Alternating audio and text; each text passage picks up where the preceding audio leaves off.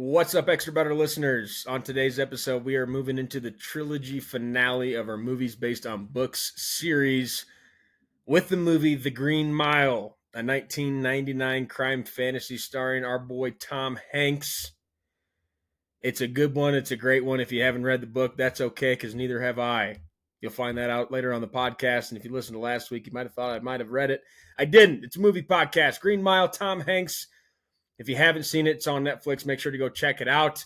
We also give you guys our weekly football update on everything that has to do with the Bears, Packers, Eagles, and this week, not the Vikings. So the NFC North losing a member tonight, but the Eagles and Bears alliance has been complete. And on Black Friday, when you listen to this episode today, one of those teams is going to have to die like a dying dog, getting shot in the head by a shotgun out back on the woodshed.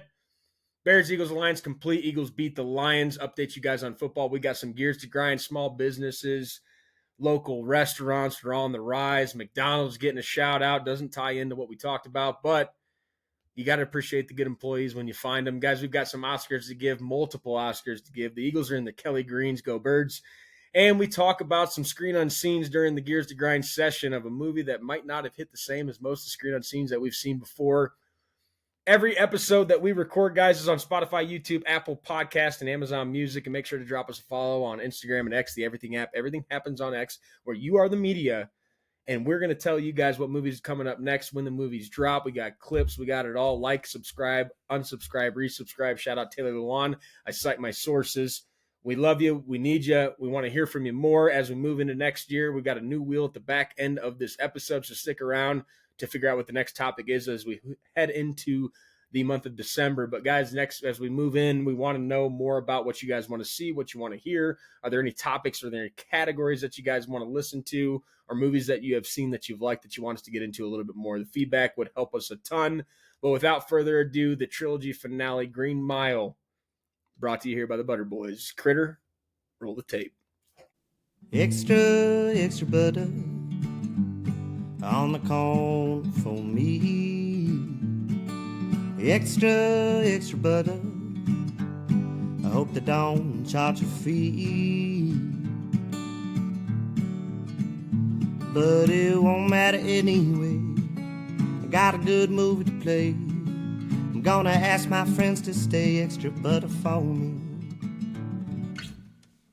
This is episode 32. And the Eagles have beaten the Detroit Lions. The Bears-Eagles alliance was completed. The handshakes in the chat. The North falls to the Birds, and the East falls to the Bears. Geese, it was a pleasure doing business with you. That's how it should be. I mean, that is literally just a win-win situation for everybody. For us, yeah. Not for Critter. But yeah. No, fuck the Packers. We unfortunately do have to take you out back to the woodshed in about a week. We'll see. See, that's the thing. Maybe they're just trying to butter you up. Yeah. Actually, it'll be literally the day that this comes out. That will be the day we'll find out who has won the football game. But yeah, I mean, that's kind of like we talked about last week. Kind of cool that happened that way. Being Eagles Bears fans, wish we could say we started the alliance. I think maybe we did years ago, but it just got. Yeah, I've never really had it. I mean, Eagles would be my second team, and that's mainly because of you. But I feel like that is pretty similar in the Bears. It makes it easier when we're like all you guys being in the same division. You're not going to root for each other, but you guys like the Bears don't directly affect me unless it's like get to the playoffs, right? So, which we're never in. So on your way, yeah, on your way.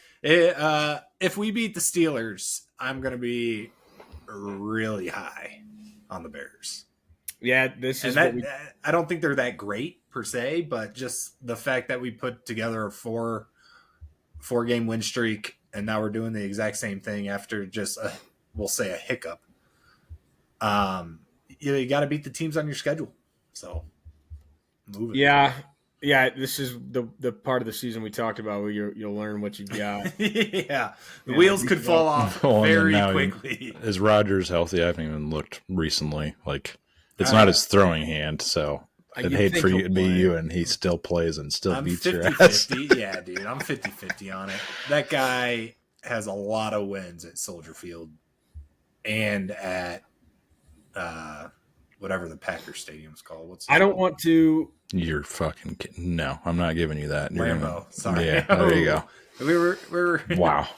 Do I also want need to remind you to, of Double Doink? And you guys are just best friends Dude, now. That That's never happened in my mind. You gotta tune that out. You That is gotta hate talk. well, who was that against? you gotta win you gotta win the games on your schedule, like you said. But if we talk about the losses, week 1 against the Vikings, I don't think that's a playoff team. No. The other 2 losses are to 2 probable playoff teams. Every other team you've beaten, not a playoff team.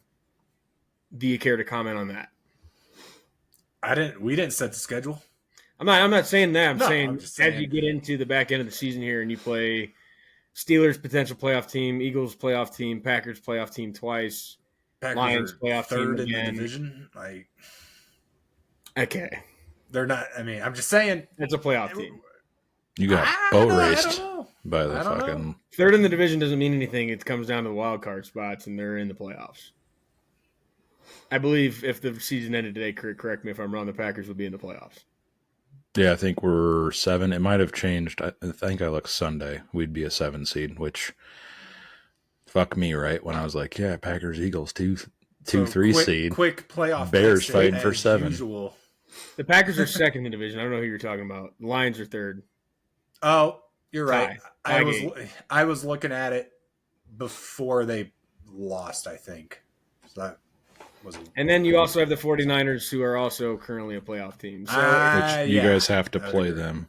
So that's going to probably make or break your playoff chances, possibly. the 2 games It against could. the Packers and the 1 against the Lions is definitely the Bears season, I think, coming down the pipe here. Yeah. Okay, Packers are a 6. Yeah, San Fran's 7. So it's like, who's going to get 3? The North or the West? It depends on how the 49ers finish the season, I think. I'd hate to Because the say that. Seahawks and the Rams are for sure going to get in, I would imagine. The Niners, Lions, Packers are battling for wild card. Panthers. I would be so upset if it came down to a Panthers-Packers tie to get the 7 seed and we do not get it. That would be tough. I don't think the Panthers will get in the playoffs, but their schedule is 49ers, Rams, Saints, Bucks, Seahawks, Bucks. So they got a tough back end of the season as well.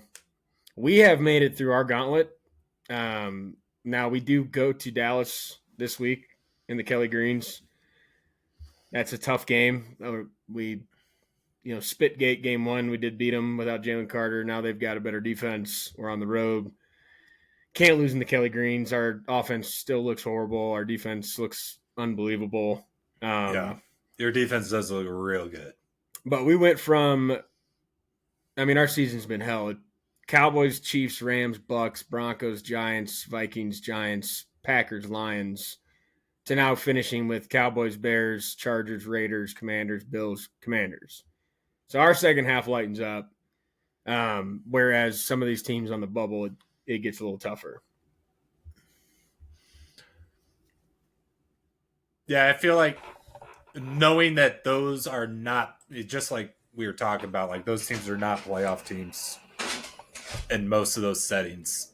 So it's like I feel like that just makes you feel like that schedule's easier, but any given Sunday.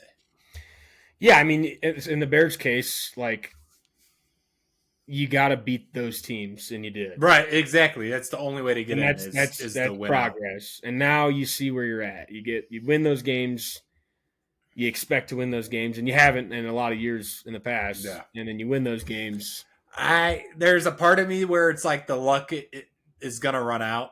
Not to say like the Bears themselves would not win those games, but those are 50-50 games.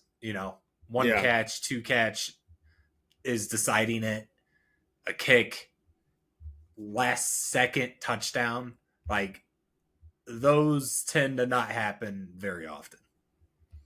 No, but You don't apologize for wins. No, absolutely, yeah. Yeah. So hopefully those wins are allowing us to get better in tuned with the offense, getting our defense back. Our linebackers are out. We are kind of fucked. That's kind of why I'm like, if Aaron Rodgers didn't play, it wouldn't be the worst thing. The Packers, on the other hand, NFC North has a heavy back-end schedule, finishing with the Vikings, Lions, Bears, Broncos, Bears, Ravens, Vikings. Played one conference game, week 1. Haven't played a conference game yet. Quay Walker out, so our signal caller. Green Dot out. Not good. We do have a captain at linebacker that I'm guessing they would probably throw it to, but I haven't read to see what they're throwing it to. But I'm just the injury bug, man. It's just Josh Jacobs, questionable. He said worst case scenario back at Thanksgiving. Dobbs is questionable too. I don't know what's wrong with him. I think he's playing. No, he's playing. What I'm actually a low key injury that I've been kind of watching the last couple weeks is Lucas Van Ness.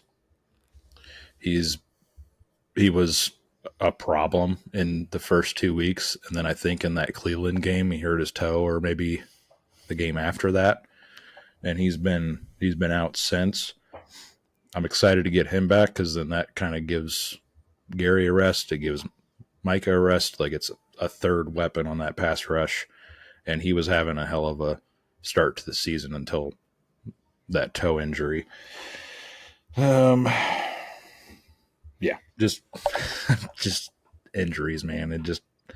It'll derail a fucking whole season in a hurry. Elton Jenkins is out for good, which I think when we did the pod last, I wasn't sure if he was out for good. Yeah, it just sucks. Yeah, we have, knock on wood, luckily dodged all of that outside of our offensive line. Has been pretty banged up all year. Which sucks. Which sucks. It causes problems everywhere if your offensive line is hurt. Yeah, and Lane's out 4 to 6 weeks now. Ooh. I've said it multiple times. Our record without him is like 13-26 or something. Like, not very good with him. It's obviously a lot better. And you play the Bears within that time frame. Go figure. And Rodgers is hurt. Yeah, it's just hey, baby. Yeah, careful what you're. Don't be bragging. Don't be bragging. Because that schedule's going to get a little tougher next year. I know. Who knows? You might get hurt next year too. The schedule's going to be pretty tough right now. Yeah. I mean, but imagine if they just lucked their way into the fucking Super Bowl. How crazy that would be. They won't luck their way in. Nobody lucks their way into the Super Bowl. You got 3 fucking juggernauts, and I'm not even talking about the Packers. No. Hopefully we don't lose like 4 straight. That would be best case scenario. The Steelers are not that good. They're good. They're always well coached. They always play hard. The defense is good. Their offense is not that good. Yeah, but we still haven't had a game where we, outside of Dallas, where we've just blown them out of the water. Yeah, it's hard to do. I need to see that. Blowing teams out in the NFL is pretty tough to do. Mm-hmm. Right. Now, I am interested to see how you guys play against our defense, because that is going to be... that might be bloody. You might be in trouble. That might be bloody. And we're talking about Lane Johnson. You want to take shots at me, buddy? Take shots at Jalen Phillips right to the fucking chin of your quarterback. All right? The alliance is ended. We play in a week. All right? Now it's go time. You got to catch him first. It'll be Shawn Michaels to Ric Flair chin music. I'm sorry. Caleb's the best at avoiding sacks in the NFL right now. So that's good, but that also means he's under duress quite a bit. It's not a stat you necessarily want to use. Is it a percentage thing? Or is it he's like the most number? Elusive. It's his sack rate or something like that. And it's the lowest or something. He just doesn't get sacked that much. He got sacked quite a bit last year, didn't he? Oh, yeah. Completely changed it around. That's Ben Johnson. Mm-hmm. We've got a mean machine in the center of the D-line. Yeah, that. He's going to line up over Darnell Wright, won't he? No. He's a defensive tackle. Our Jalen Phillips will. And he'll I trust that guy. He's been a hell of an addition. That guy's been a problem. Yeah, I think the Packers just need to sit out Elton Jenkins if we ever play the Eagles other than the playoffs. That's 2 games in a row against you guys. We've lost him. Yeah, I think last year in the playoffs, Zach Tom got his shit rocked too on a pole against Nolan Smith. Yeah, I know for sure we lost Elton in that game. That might have been Elton because didn't he play guard last year? Yep. Yeah, somebody tried to pull on Nolan Smith and just got absolutely fucking rocked. And then he decided to go to center and go against Carter, which actually that play was because Jordan scrambled up the middle and fell on him. But still. Yeah, I feel good about our defense. Our offense is we score enough points to win games. Packers just need Packers. Speaking of points, Packers just need to get to 27. That's like 5 of our wins. We've had 27 points. We don't even. That's crazy. We haven't even needed 20. Need 10. I mean, we just need to get to double digits. We haven't either. But it's like those games we don't, and we still lose. Yeah. Yeah, it's tough, but yeah, interested to see we're over halfway through. Figure out who the real contenders are here over the last 7-8 weeks, whatever we got left. It's gonna go quick. Always does. Not ready for playoff football because I enjoy Sundays watching ball, but you get to the point where you're ready to see the team. The Eagles need to hold the 1 seed. That's all there is to it. We got the tiebreaker on the Rams. We're gonna have the tiebreaker on Green Bay or Detroit. We'll have the tiebreaker on Tampa. Anybody who's good in the NFC, we've played and beaten outside the Seahawks. So if we can just hold on to the 1 seed, I'll feel pretty good about getting back in there and having a chance. You can't have a chance if you don't get in. And I know we're probably going to get in. So now that could blow up in my face too because it did a couple years ago. But with that defense, I don't foresee us falling out of playoff contention. But we'll see. Guys, I don't know. I know I didn't score last week on the touchdown parlay. Tried to get tricky and go to it's a grid, I think. Make your odd man out. Yeah, I know T. Higgins. I don't remember the other guy. Both of us were. Yeah, you went in the Spain Madrid game. Yeah. So the parlay was dead on. I try to get in. I try to get in and get out because I'm pretty sure Geese hit on the first drive of Cincy, and then I hit. I think maybe the first drive of San Fran. So we would have hit real early on Sunday if Achan would have gotten across that. He got tackled at the one like 5 times. Yeah, really? I didn't watch it. That's and one of them he got hurt. I was like, you got to be kidding me. And then I think the next play, Ollie Gordon scored. So. Yeah, it's if a guy like that, and if I'm not going gut and I'm just going, dude, okay, this guy scores every week, he's not scoring. He will not score that week. So, yeah, I mean, you guys can do a 2-man leg. If you want my pick, I'll fucking give you one, but you guys both hit. So. I think we do a 2-man. I think we do a little 2-man. See if you can get it. Get us on the board. No preparation here, huh? Okay, I'll go first, I guess. Give me a Monra. That was going to be my pick if I was involved, so I feel good about that. I have a name. I just want to see his odds. Not that it fucking matters. Sun God, I think you could take 6, not 6, but probably 3 to 4 lines, and that parlay would probably cash. I think Jahmyr Gibbs is like minus 280. Minus 340 now. Amon-Ra minus 130. We're going to go, if we're going in the same game with a 2-legger. Gibbs might score 4 times. Then we're going to have to might as well just call Brennan in for the same game parlay. Gibbs 2 plus. You want to? I would do it. Gibbs 2 plus is plus 150. I mean, the guy's going to score 3 times. That's crazy. Yeah, it's ridiculous. But I wanted to go T. Higgins again because of the Jamar Chase suspension, but they're playing the Ravens. Yeah, the AFC North can be they're not. They're playing drag out. Oh, yeah. So that is incorrect. What? The Ravens are playing the Jets, and the Bengals are playing the Patriots. Oh, what the fuck was I looking at? You scrolled way the fuck down on DraftKings. That's what you were looking at. I did. I was. They might be the Thursday, probably the Thursday night game. That's probably why it's there. They're not. Yeah. It's Packers Lions on Thursday. Well, there's multiple games on Thanksgiving. Shit, it's Thanksgiving. Yeah, it is Bengals Ravens on Thanksgiving. The night game. Yeah, give me T. Higgins. Okay. Just so much conviction there. Fucking Christ. I don't love that pick. I'll say that. But well, wait. Just was so indecisive. This is fine. The Patriots. Well, the Patriots are good, and the pick hangs on Chase Brown serving his suspension. Jamar Chase first off. Second, Christian Gonzalez is one of the best corners in football. So I think T. Higgins is better when Jamar Chase is T. Higgins is a 2 and a dominant 2 at that. That's true.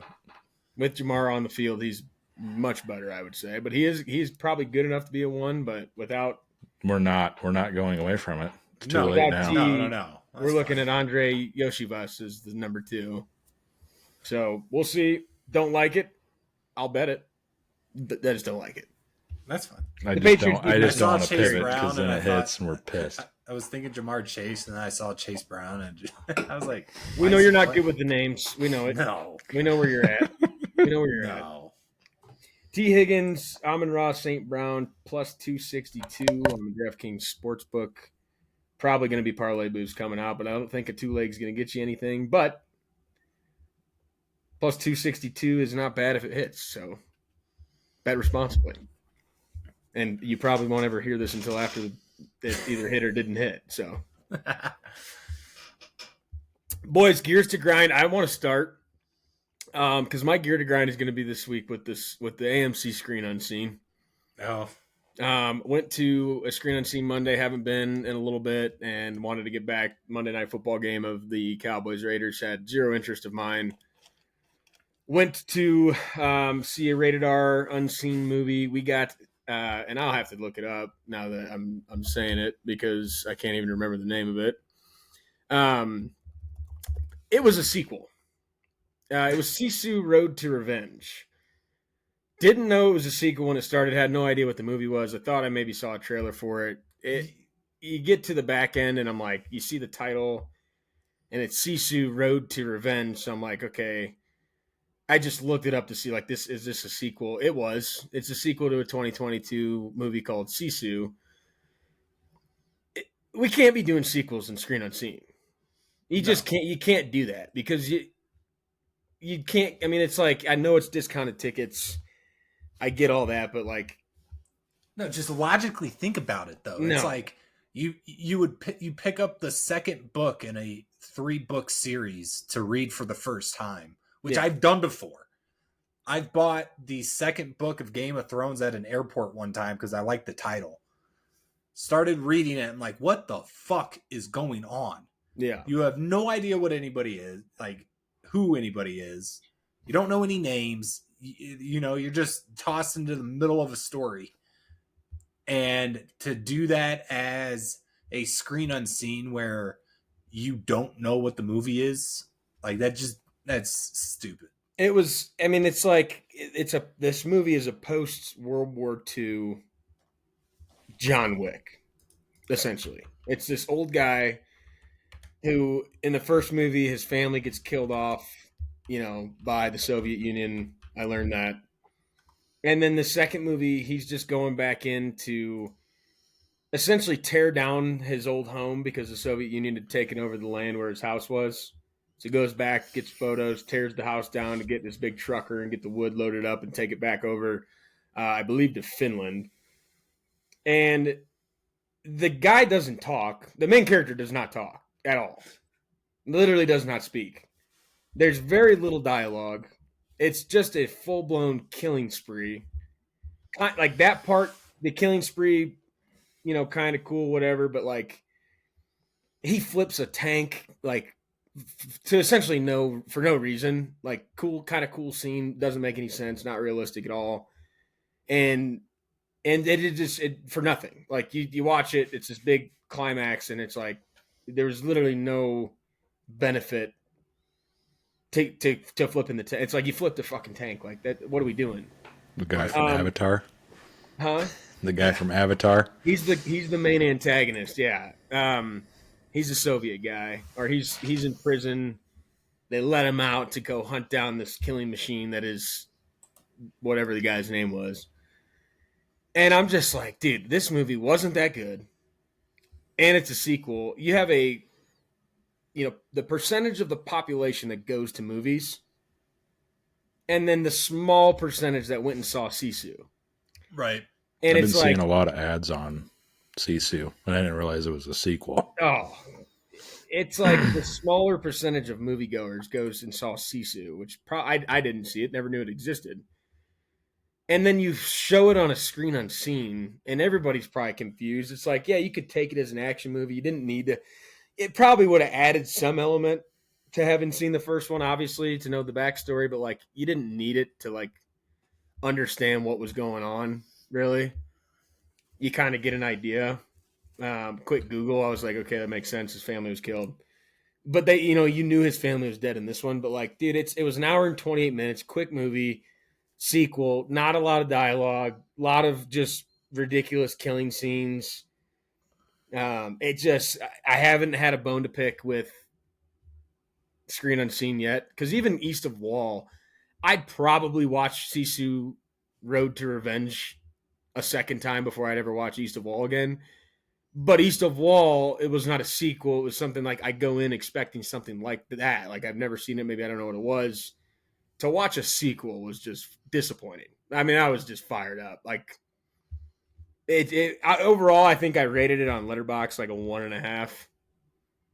I could have gave it fucking 0, but there was like, there's enough action to keep you engaged, killing people. If you're like, I'm cool with all the killing and shit, but it just blew my mind. I haven't been disappointed yet. I might not have liked the movie, but I just thought that the idea of putting a sequel in there it just pissed me off. So there's not one next week. There is one on the 1st. I'm going back for Redemption because I gotta just bank on the fact that there will be a better movie next time, because that was just it's just ridiculous. I don't know. I might write a letter. I might have to write a letter. Because we just can't be showing sequels in the fucking screen. Especially as a Stubbs member. It's just unbelievable. That's one of your perks. One of your perks to be able to bitch. Yeah, it's just okay. I didn't watch the first one. What the fuck's going on here? I had a guy. I have Letterboxd. I don't follow anybody. I don't have friends on there. Wrote the review. I'll just pull it up and just give you guys my knee jerk reaction after getting out of there. But I had a guy comment on my fucking review. Hell yeah. Engagement. It was kind of nuts, but yeah, so Sisu, this I've been telling you, this movie. Saw this as an AMC Screen Unseen. I had never seen the first one, so that didn't help. Unseen should not be sequels. The movie was just a short killing spree, not a ton of dialogue, over-the-top action scenes, flip the tank, what are we doing? That is what my review was. Nice.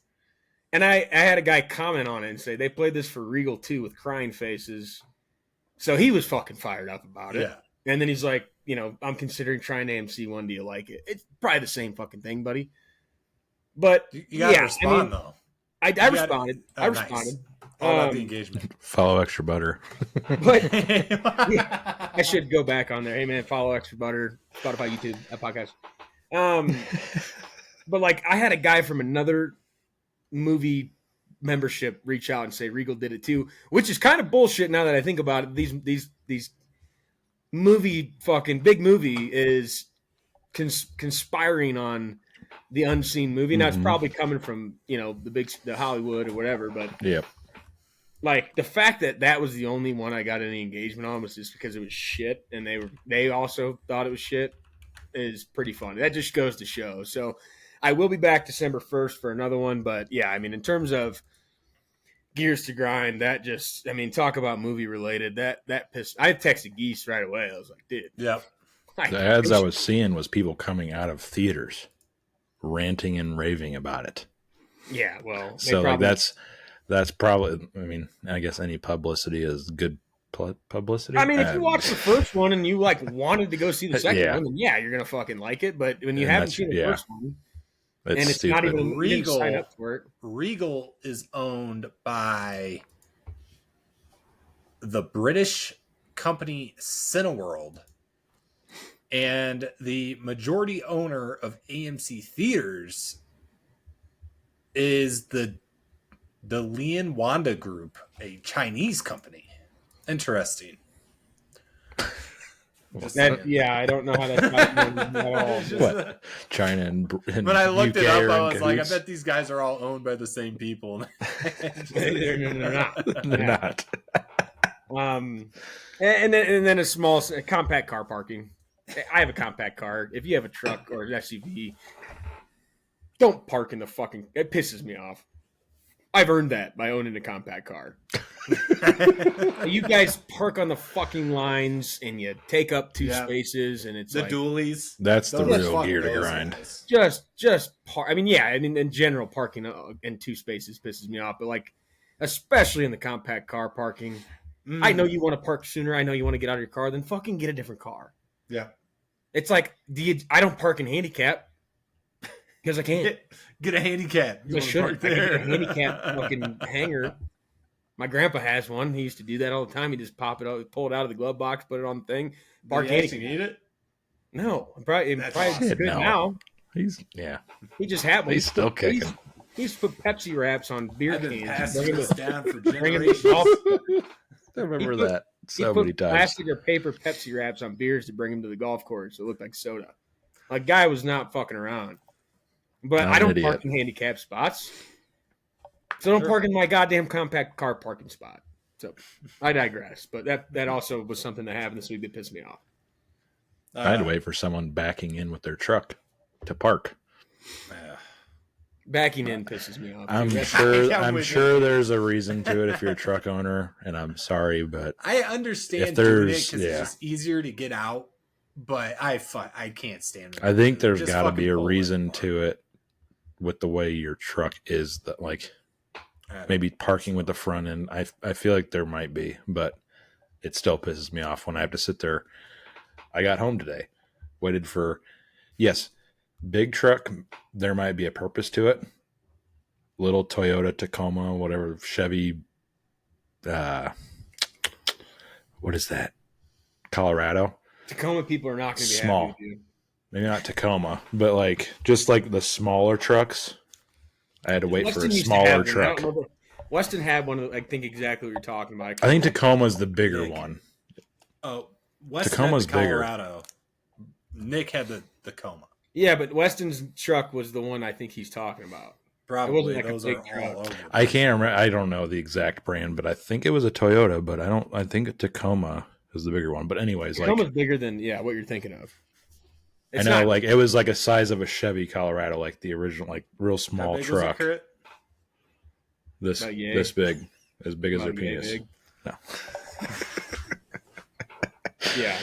No, it just waiting for them was like, all right, you're not. If it's a big truck, I might give you a little leeway, but I still don't really like it. Would like to hear your thoughts on it. Well, in tune of the traffic violations we've been seeing, my gear to grind is with traffic. In general, myself, I missed the turn coming back from lunch the other day. Next light, no U-turn. Next light, no U-turn. Next light, construction. I spent 15 minutes driving to a point where I could do a full turnaround to come all the way back to the office.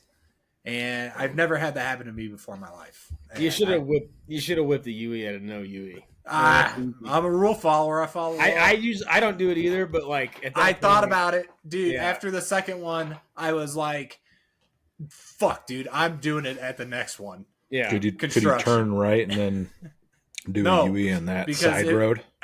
It's on the road that goes like 25 north and south, so the road crosses under that. Mm-hmm. So there's no way to turn right except get on north 25 north, and so you have to keep going. Go a whole nother exit. Yeah. So I had so then I was like, got hit with the construction. They are literally putting like new pavement down, so it's like a whole turn lane is all closed off. I have to do like this whole loop to get back on the road to go back the way I just came. I had just gotten food, so it's like I can't fucking eat yet. Yeah, McDonald's is getting cold. No, I My got fries. I got Panda. The Dr. Pepper ice is melting, dude. I got a blue Powerade. Hey, good for you. Still sugar.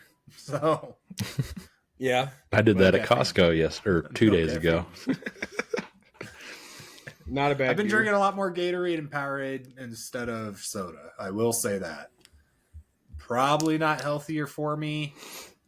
Makes me feel better. Mentally better. Yeah. First step is the mental game. Yeah. As he takes a sip of Gatorade. We got a big case Green- at Costco. I've been The green stocked. Gatorade, as Geese would say. I need to start doing that, but they It probably is don't lime. sell the Gatorade Zero, which is what Lindsay and I drink. I like them better, to be honest with you. Really? Every now and then I'll Is it- treat I'm myself assuming to the Zero Cool is Blue. Sugar. We got to get you boys on the old sparkling water. No, I won't drink that shit. Won't do it. That was always a joke at like a Dude, a it tastes like flat soft soda. drink I machine can't that didn't drink work. shit. Yeah. If you throw in a fucking Velo or a Zen or a Rogue, it's just something about it. Just Just bubbles that nicotine Ices up it up. into your Yeah. mouth. Yeah. Right in the gums. little uptick there. Little uptick. Kurt, you got a gear to grind this week, or I know we got a No. long movie. I know we got a long movie to get into. Yeah, no, I'm good. Oscars this week. Geese, we'll start with you.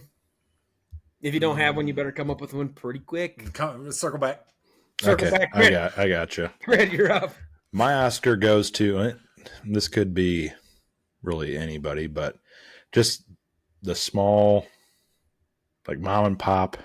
And actually, I looked it up. This place is a franchise, but nonetheless, there's a place actually called Bourbon Grill down by you guys. If you haven't been there, it's on Colfax. I know my brother's probably my brother might have mentioned it to you guys because he is a big fan of this place. But just those smaller restaurants, they give you a to-go container. They stuff it to the goddamn brim. And it's not like an arm and a leg. It's just a nice, usually it's like the Bourbon Grill does like bourbon chicken, which I think in Peoria there's that Chinese restaurant wherever they had bourbon chicken. But just those companies that stuff that to-go container to the brim. Yep, I think I paid like $10 for it. It's like Famous Walk at the Northwoods Mall. Yes, exactly what I'm talking about. Famous Walk. Yeah. Thank you. Yeah, just like yeah, here's this. Okay, how much can I get in here? And just start piling it in there. It may not fit, but you're gonna eat it, and you're getting your money's worth. Just I guess portions, giving you the good portions. But this place is called L&L Hawaiian Barbecue. This one's out. I think the one I went to was in Aurora. I think there's a couple others in Midtown. I love when you say down Somewhere by else. you guys because I'm looking at Bourbon Grill and it's like downtown Denver, but it is definitely still closer to us than it would be for you. Yeah, I didn't go to Bourbon Grill, but it reminded me of Bourbon Grill.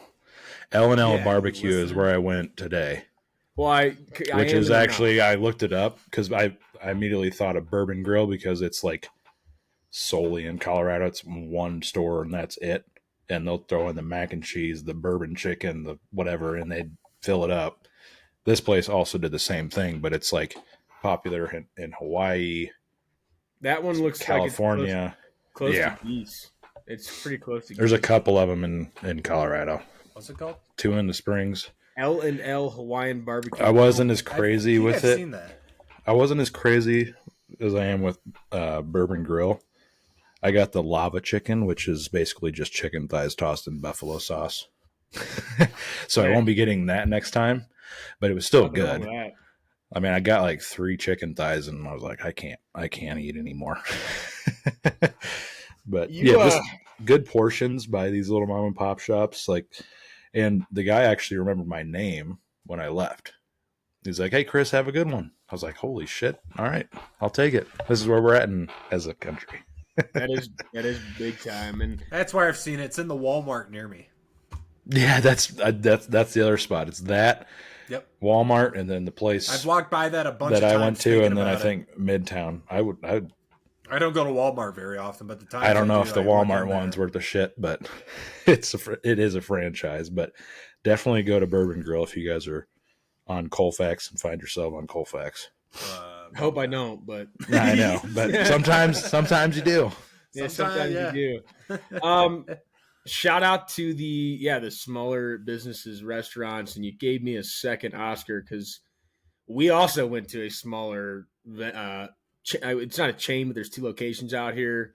South Broadway, Moe's Original Barbecue, half barbecue, live music, TV joint, half bowling alley, old school shithole type bowling alley, dude. Last time Chelsea and I tried to go bowling, we called it. I tried to reserve 2 hours at this place called Main Event, which is obviously a mainstream arcade, bowling alley. All the one's right up the street from me. Yeah, tried to reserve 2 hours, $100, before you even get there. We go catch a drink with a buddy of mine from work and his fiance next door. Another bar, Whiskey Biscuit, not a bad spot. They take off. We walk next door to Moe's. We go in. We get a brisket platter. So brisket, cornbread, mac and cheese, beans. Order six wings, couple beers for with tip $55. And then we walk next door to go, or in the same building, but the next door over to go bowl. $4 shoes, $6 games. No time limit. It's just you pay for the games you play. So $10 to play one game, and then obviously $6 a person going forward. I mean, we were in there from 6 to 9. Literally, though, so 6 to 9. And walked out spending $100. I mean, drank. That's about cheap as you can get. Ate a big meal, home barbecue, smoked barbecue. I asked same deal, guy that looked like he was running the joint or managing or owned it. Walked up, hey man, can we get this Texas-Georgia game on that's inevitably going to be a shit pumping by Georgia? Immediately changed the channel. I was like, hey, I'll look it up. He's like, I'll find it. And just puts it on both sides.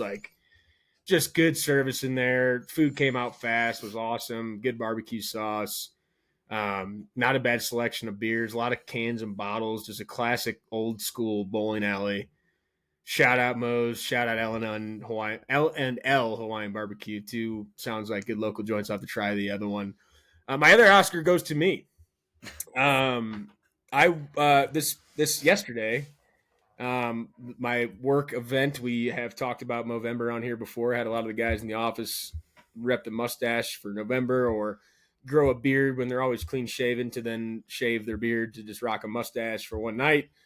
Went to Flight Club downtown for some darts, and your boy won the award for best mustache. So shout out them, but Oscar to me because I did win the best mustache. So deserving, literally number one. Not a bad. I'm glad I gave you another Oscar though. Yeah, not a bad stash. He was number one. I had another one for the Kelly Green uniforms, but we won't talk about it. Go Birds. I got one. At the McDonald's I go to get breakfast, there is a order lady who hands out the food. I don't know what you call them, a window operator. And she's done it to me about 2 or 3 times because I always order a Dr. Pepper and she'll say Pepsi. It's Pepsi. And I'm like, no, she just gives me a shitty eating grin and hands it yeah, I know. It's fucking Dr. Pepper. I was gonna say they don't sound alike. So, so today I reversed it on her. She goes, Dr. Pepper. I'm like, no, I had a Pepsi, and gave her that same smile. And she starts laughing. She's like, you have a good morning, honey. I'll see you next Wednesday. I was like, I'll see you Wednesday. I think it's so funny. I have no idea what her name is. Didn't go with the Powerade though. The fact that you are a regular at a McDonald's as people are at local bars is just funny. That's awesome. The drive-through window operators fucking with you because you're just in there. Yeah, got me every morning. Howdy. You get they definitely talk about me. I'm sure this guy gets a sausage McMuffin and a Dr. Pepper. If you hear his voice, don't ask him if he wants fucking egg on it. He will get pissed. Jesus. Sausage McMuffin. You want egg on that? No, I want a sausage McMuffin. If I wanted a sausage egg McMuffin, I would have asked for that. Sausage McMuffin. No, you put egg on it. What? I will agree with that. That's a gear. Every other morning, dude. That's a muscle memory. They just whipping those things up. Grab one that says those eggs stink on those though. Dude, I don't want any part of it. And it's like I'm not too big of a baby to if they do give me that and I ordered a sausage McMuffin, I get the sausage egg. Like I can't even eat it because it smells like shit. I'll muck those eggs, dude. No, Bring them all on. Steak, egg, and cheese bagel all day. But that's a different. No, that's a different. That's a different egg. It's like an omelet, scrambled-ish egg. Yeah, I do like those. Those are fine. Yeah, you're talking about like the circle white. Yeah, like, no, that plastic, one. Fucking gross. Yeah. And you can't. I've actually gotten a sausage McMuffin with that kind of egg just to see if it was any different. And honestly, it's not. You just need to go with no egg. Period. Yeah. I just won't get. You're just basically eating a sausage sandwich. Sausage McMuffin. Cheese. And happy to do so. There's cheese. Yeah, there's cheese. Yeah. It comes with it, pal. Pause. I don't have to order it extra. Chris said he's happy to eat the sausage sandwich. Pause. So is Geese. Cheese helps. Good Oscars, 2 to small local businesses, 1 to McDonald's. So we'll see. No. Employee at McDonald's. Yeah. She could be working anywhere. Trilogy finale of the movies based on book series with an absolute banger long movie. Green Mile, 1999 crime fantasy based on the legend Stephen King, which is crazy because I feel like Stephen King's been popping up a lot more. Like The Running Man, Long Walk. Now we're watching The Green Mile. Running Man is Stephen King? I could have made that up, but I think so. My buddy saw it. He told me it was. Fact check. Word of mouth, The Running Man. I think you're right. I mean, at this point, if I see a movie that says it's based on a book and it's new, I'm going to just assume it's Stephen King. It's like dystopian shit. Long Walk was dystopian shit. Running Man, Stephen King. That is correct. This movie's not really dystopian, but like I would say it is. You've got the I don't want to give it away, but like the gusto, the non-realistic aspect of it. Yeah, but in a realistic setting, Good but the Green Mile trilogy finale, episode 3 of the movie's based on book series. Trav is not here. Geese, give us the snapshot, the best you possibly can. Yeah, I'm kind of worried about this one. The Green Mile follows a death row officer. He is responsible for handling all the death row inmates, and when they remove these inmates for execution, they follow, it's called the mile. In this instance, it is the Green Mile, and Paul Edgecombe finds himself face to face with a murderer and a little extra. And what happened to his name? John Coffey? Yes, thank you. Why is that not at the top? I'm looking at the wiki. The guy's got a chat GPT. Yeah. With John Coffey, who ends up making a real connection with Paul. And we follow the issues and the social stigmas and dilemmas of someone who is so used to putting these men to death come to terms with someone that is innocent and not meant to be killed. Yeah, I mean, I will kick things off with the white elephant in the room. Did Brendan read the book? Everybody's Brendan read the book. Can we vote? I want to vote. We let you all know last week I was going to read the book. I don't think you did. Podcast. Geese doesn't think I did. I think you did.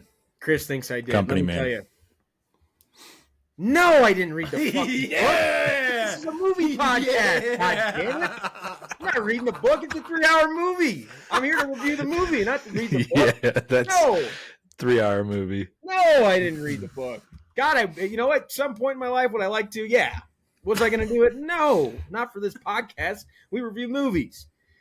This movie rocks. I don't know where I would put it on the tail of time. It's hard to rank when you get into all these different decades. Pretty timeless, though, man. Like, it was. The quality of it to where it's like, I made it. I was actually taking notes on this one. I've started doing that recently to be more involved. The sweat, like the details of like it's so crystal clear in that moment, and so it's like it holds up even today with how they filmed it, and the story, and you're obviously not reading the book, but the story is phenomenal. And yeah, I don't know. Like, it's a great 3-hour movie. Yeah, Lindsay wasn't complaining like she did on Gone Girl for half the movie on stuff they missed. So, and I also, this is the first time I watched it, so she didn't want to spoil it for me, but at the same time, like, she did read the book again. She actually did it in 2 days, whereas Gone Girl, it was spread out, where she grinded Green Mile because she wanted to watch this and read the book. But yeah, like, she didn't spoil anything, but she also didn't really mention a whole lot of differences. Whereas maybe Gone Girl needed to go another 30 minutes and add a couple things here and there. Depends on the story too. When you have a long book, when you have a long book, the movie needs to be. I think the book was the exact same, like lengthwise. Hats off, moment of silence for Michael Clark Dunn. Thank you, John. Coffee like the drink, only spelt differently. I want to say Green Mile was 100 pages shorter. Just got confirmation. It was actually a shorter book. Okay. I feel like that just fits better. Like, you can get away with it in 3 hours, especially when you have like the amount of depth that this movie has. Like, just putting the words on screen is a lot easier than, something else that sucks. I feel like we low key had a pretty good cast. Oh, like, these guys are. Dude, I'm watching this film and I'm like, Lieutenant Dan. Is it Saving Private Ryan, Forrest Gump, or Longest Yard? I was just like, holy shit. It's like, we were talking about Sandler and having his group of guys. Tom Hanks does the same fucking shit. And his are like the serious version of that. When I looked at Not as often, but yeah. No, but I mean, he's got a few with like all the same fucking dudes in it. When I see Brood, I think of Disturbia. Yep. With Shia LaBeouf. Yep. But The Coach. What movie is that? I want to say I think you're wrong. I think you're thinking of the guy from Anchorman and the Comebacks. That's not him. That's the guy from Anchorman. No, hang on. I think you're thinking of the guy from Anchorman. You might be right. The guy from Anchorman's name is David Koechner? He's bald. He looks similar, but he's not. He's actually known for The Hurt Locker. Yeah, Hurt Locker. Here, I'll share my screen and scroll through to help you out here, Geese, maybe. I don't think. No, I mean, I'm thinking. I swear to God, he's a coach in a movie. I think you're thinking of Anchorman. This guy, right? Yeah. You're gonna want to pull up the guy from Anchorman next, and I think he's gonna realize that he's thinking. You're probably right. Well, I just looked him up, and they do have resemblance. But like good cast. Really like the way they set the movie up. And as we get to Anchorman here, I'm definitely wrong. This guy, you're thinking of David Koechner, or whatever his name is.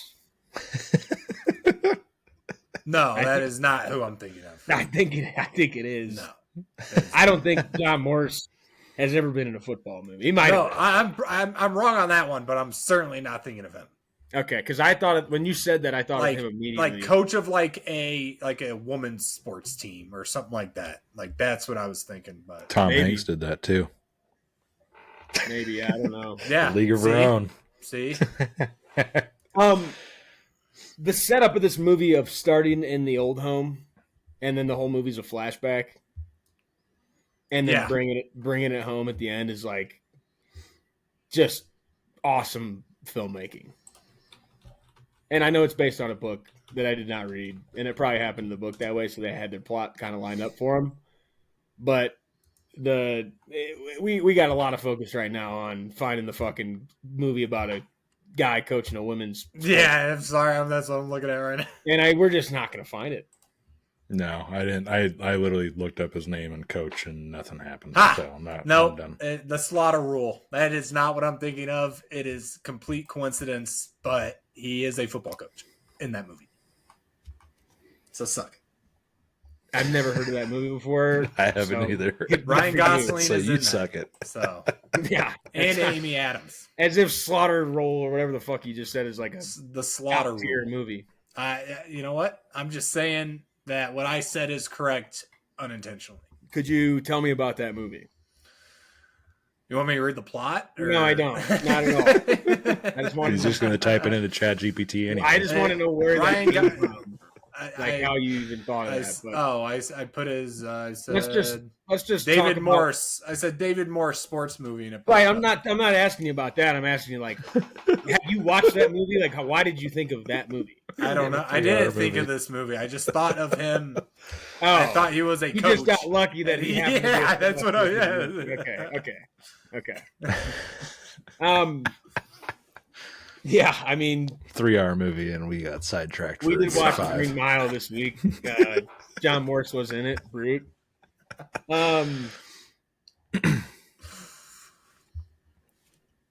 Did you guys think? Have you guys? Chris, you said you hadn't seen this before. I thought I did, but once I started watching, I was like, man, I haven't seen. I haven't seen fucking it in a lick long of this time. movie. I haven't seen it in a long time. I forgot a lot of the finer details. So, to you, did you think that? Did you look up anything about it, or did you just go in blind? I went in blind. What was your initial Very thought blind. on? What was your initial thought on John Coffey with the two dead girls? Innocent. Really? I thought Deep You South. knew there had to be something going on. Yeah, I knew Deep South, like black man holding girls, guilty as shit, guaranteed.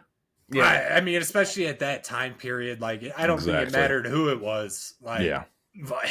I mean, You to found B them. guys. That sucks. Too bad for you. Jury of your peers, not happening down here. No. Yeah, that would definitely not be beneficial. But like, you're definitely going to be put to death if you're in that situation, regardless. Yep. Yeah, the old school like porch or pitchforks and shotguns. I knew something was party. up when I saw him searching with pitchforks. I was like, yep, this guy's fucked.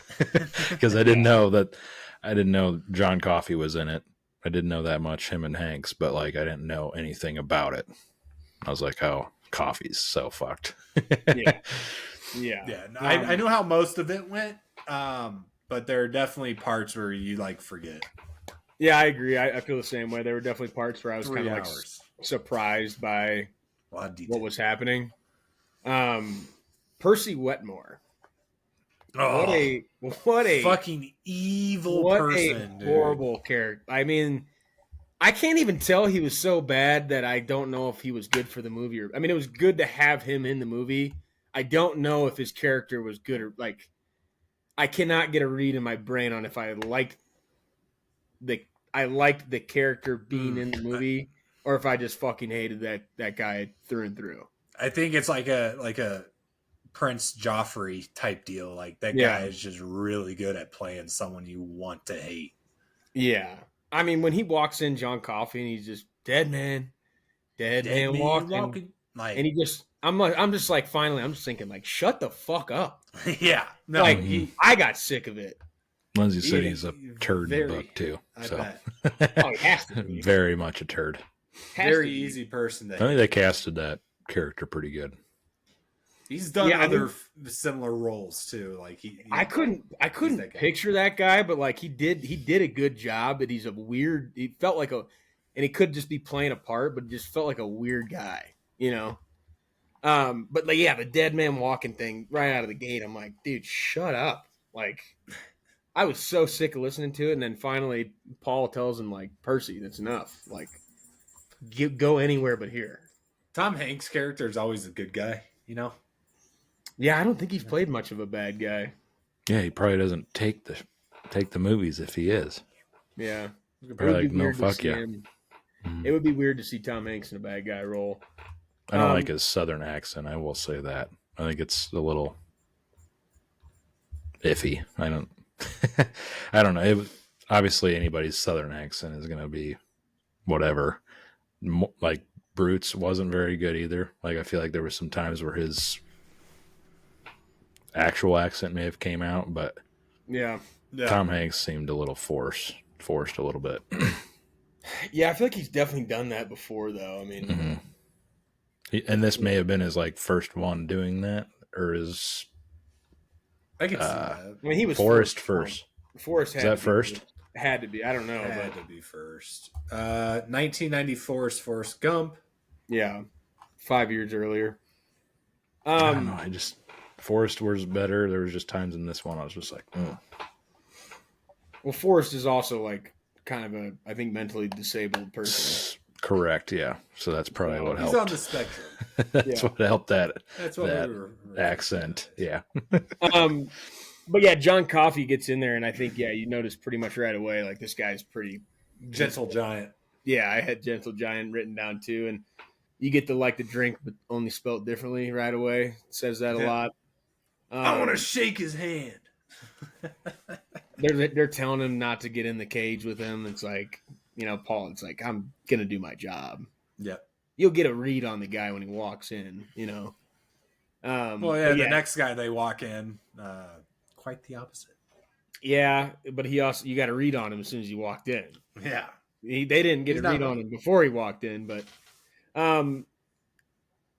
I forgot completely about Mr. Jingles. Yep. Mr. Jingles was a surprise to me, even though I'd seen this before. I forgot about Mr. Jingles, which is weird because he is a pretty important character. Pretty crucial part of the He movie. comes back multiple times. Yeah. And then you get the other side of Percy, too, there. It's like they go to find him, can't find him, feed him, whatever. We'll live with the mouse. And then Percy comes in fucking losing his mind, trying to kill this thing. Yeah, go ahead. And it's like the second scene with him where he's just, at first he's just kind of a dick. This is where he just goes fully unhinged, and now you're just like, dude, fuck this guy. That's what they did. They're like, yeah, go ahead, knock yourself out. Go ahead and find him. Rip apart the solitary confinement room. Yep. Take everything out. We did it. It didn't work, but go ahead. And the way that like they took it out was just nice and easy, very organized. Yeah. And Percy just throwing shit, Just knowing that they got to put it all back in there anyway. Yeah. Not going to find Mr. Jingles. No. I like in old movies when you get those like old sayings. And I don't know if you guys picked up on this one or it was even relevant to you. But I'm pretty sure Paul tells Percy, you ever threaten a man on my block again, we're going to have a go.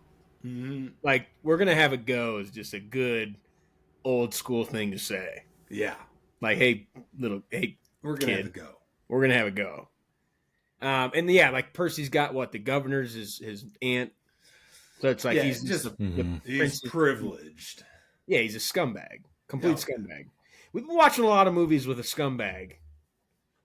Very. They all usually have them. Yeah. I mean, yeah, but not necessarily. Like, before sunrise, before sunset, things like that you don't have a scumbag. Mm-hmm. I know it's a smaller film, but like we've been getting a lot of scumbags. Like In Her Shoes, we had a scumbag. I don't think Gone Girl, I guess you could say Amy's a scumbag, but you don't really have. I mean, this guy was not kind of a main character, but I wouldn't say like the main characters, and was just a massive scumbag. Yeah, Percy was more of a character to like connect everything. Really? Yeah. And like just kind of like a gel character. Even you hate him and everything, but it helped with the sympathy of everything. Yep. The rehearsal for the first walk of the first Green Mile, the death walk. Yep. It was kind of interesting, and I know it's like funny and all this stuff, but like when he gets in there and the guy's spewing off bullshit, like just being the test dummy, and he's probably done this 1,000 times and has to continue to do it. But like when they all start laughing at what he says, and then like Paul locks him in, like, hey, like whatever he says tomorrow, like you guys can't be up here laughing.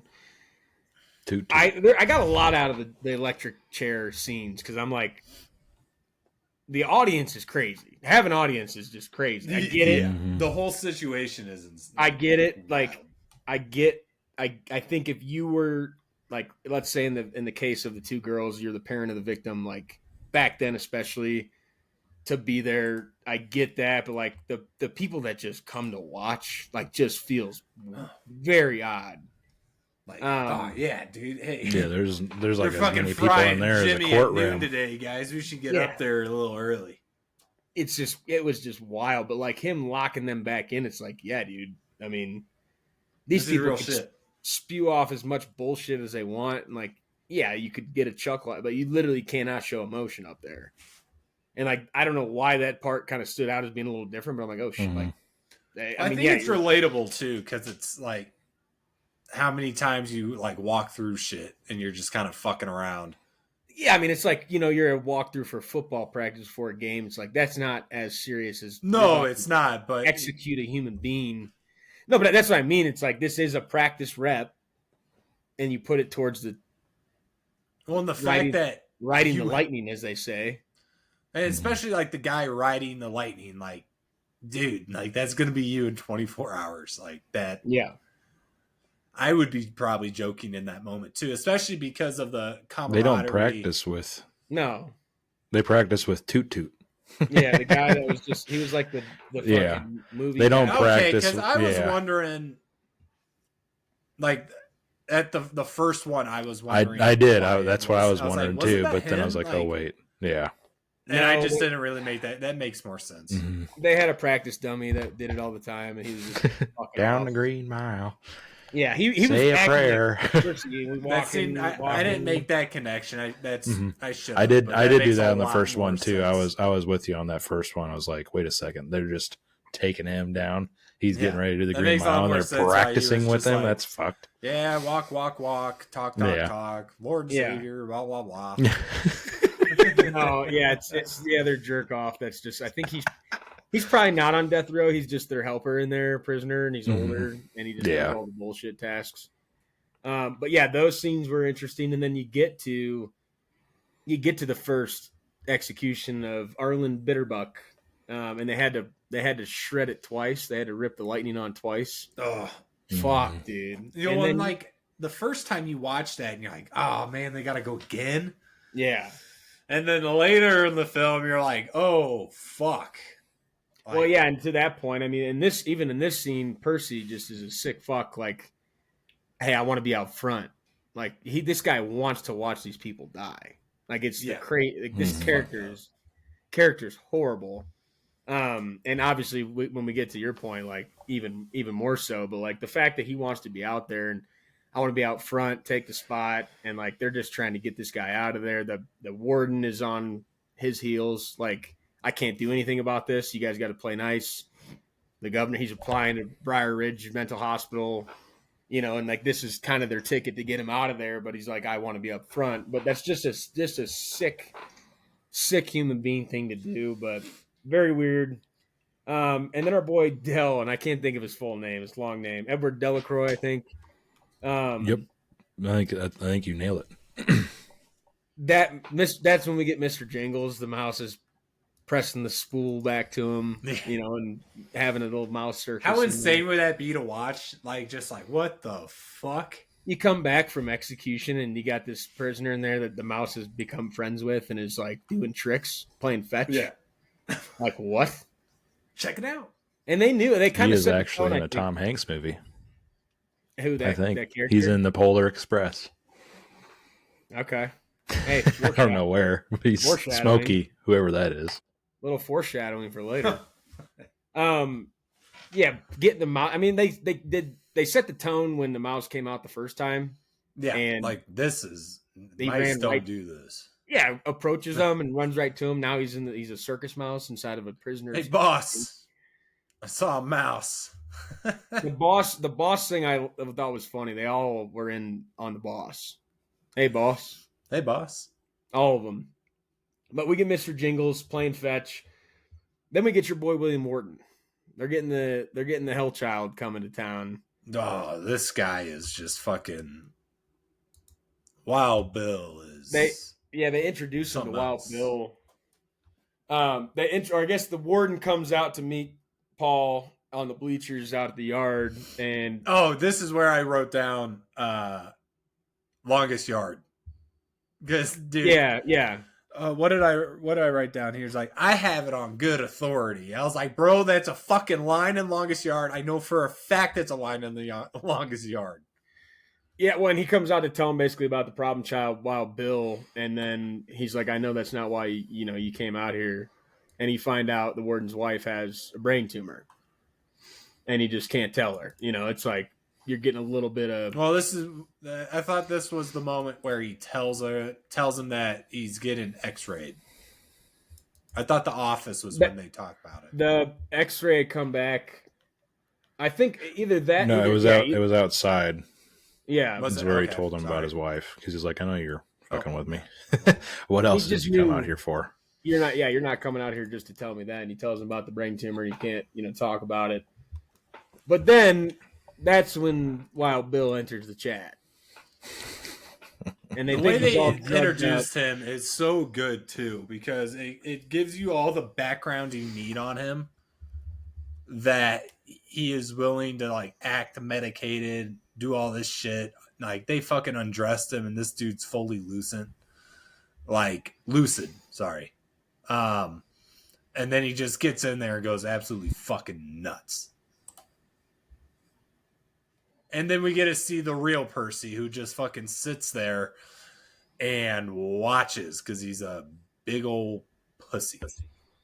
Yeah, Percy sucks. I mean, this guy goes apeshit when they get into the prison, faking like he's on drugs, and then just starts strangling Dean, knocks the older guy over the desk, and Percy's just standing there, and Paul's got the gun. He's like, hit him, and he's just shaking his goddamn boots, and then you get Brute coming in, knock the guy out. Also like the guy in Saving Private Ryan, the ammo restocker guy, who lets that dude run by him, and he kills that entire room.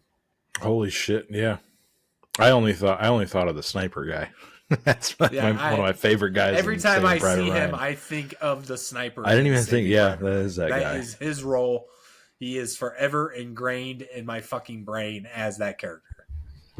Fuck, I didn't even think about. Okay, yeah. Just watches that guy get stabbed. Yeah, I don't know exactly what we're talking about.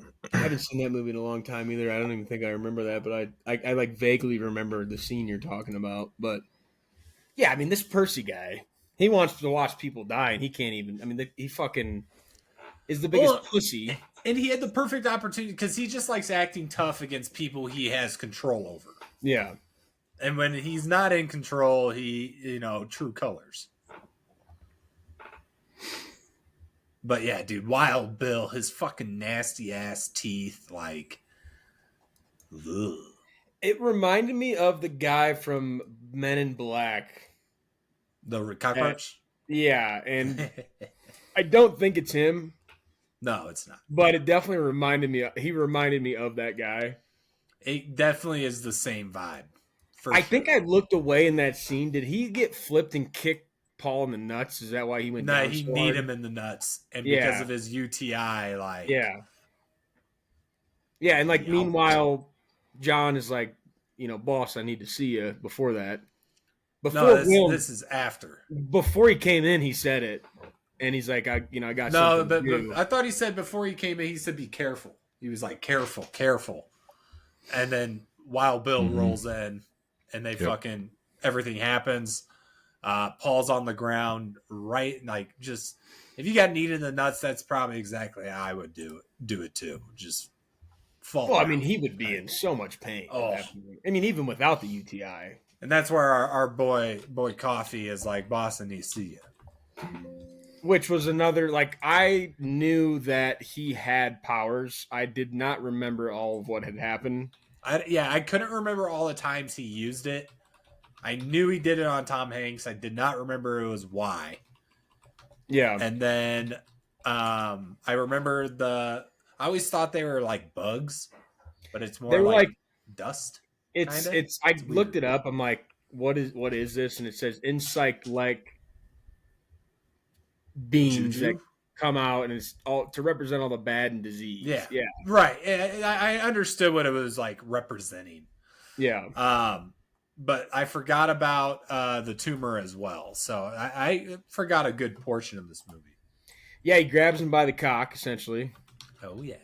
Pulls him in, and like Dell's freaking out. These prisoners, most of them have a lot of respect for the guards outside of Percy, and just takes the pain away and spits out all the flies and stuff. And Paul feels good, walks away kind of weird, and then goes home and gets some Oh, he got a lot 4 times in the night. at 44. That's impressive. Said, Paul, we haven't gone 4 times in a night since we were 19. Yep. Like, yeah, good for him. But they go to bed getting it on, and you wake up. You get the outside shot where the sun comes up, and you just get the sound again. And they're still going at it. Jan is Jerry Maguire callback. Oh, Jumanji, yeah. Jumanji girl. And speaking of which, Geese, before we move on, you said the guy that was struggling for the ammo was kind of like a coward at the top of the stairs when the dude was getting stabbed. Yeah. Not Wild Bill. No, I know. Oh, who did you say it was? I was just saying it was a Tom Hanks movie with the same title. Oh, okay. Sorry, I thought you said it was Wild Bill. That guy okay. I was like, that is Hispanic? not Wild Bill. Yeah, they're different. Yeah. Wild Bill is in like I don't know what it was. It's like If or some shit. But yeah, forget what I said. I thought you were saying it was the same guy. No, I was just saying it's the same type of scenario with the Tom Hanks movie. Yep. Small connection. Little bitch. Yeah. The morning after the getting it on 4 times, Paul takes a little sick time. I thought he was going to see the family of the 2 girls, and he goes and sees the defense attorney. Yeah, I thought that as well. I kind of wish he went to the family instead. I don't think he was ready. I don't think he was at a point where that was going to be. I mean, he never did, but like I don't think you could have gone to the family and had anything to say because they never saw what had happened. Well, so nobody it made sense. So yeah, no, I agree. And I think that's where you get that thought style. I want to say a word, but I'm going to butcher it, so I'm trying to think of a different word. I'm ready for it. Prejudice. Oh yeah, I'm never getting that one. Woof. Yeah, That's a pretty common word that you dude. No, it's yeah, it is. I'm just. I know it's common. I just, dude, those letters don't mix well in my mouth. The tongue doesn't work. Yeah. The tongue, the teeth, the lips, whatever. Of that time period where it's like he is guilty, but they don't have any evidence either. You know, it's like, yeah, he defended him because it's his right, but that's his job. I thought the analogy, and again, in that time, finding a guy holding 2 dead girls is not a. There's not much they don't have DNA testing and stuff. The analogy he used of their dog biting their son, I thought was pretty solid. Yeah, like that was a pretty solid point by him. Says Coffey's guilty. John, I mean, you could tell Paul doesn't believe it. Still, just doesn't believe it. And Jan, after getting just piped down the night before, cooks up John some cornbread. Basically to say thank you. I like how open they were with that. Because of that time period, you wouldn't think that type of like conversation comes out, especially later in the movie when all the officers are kind of talking about it.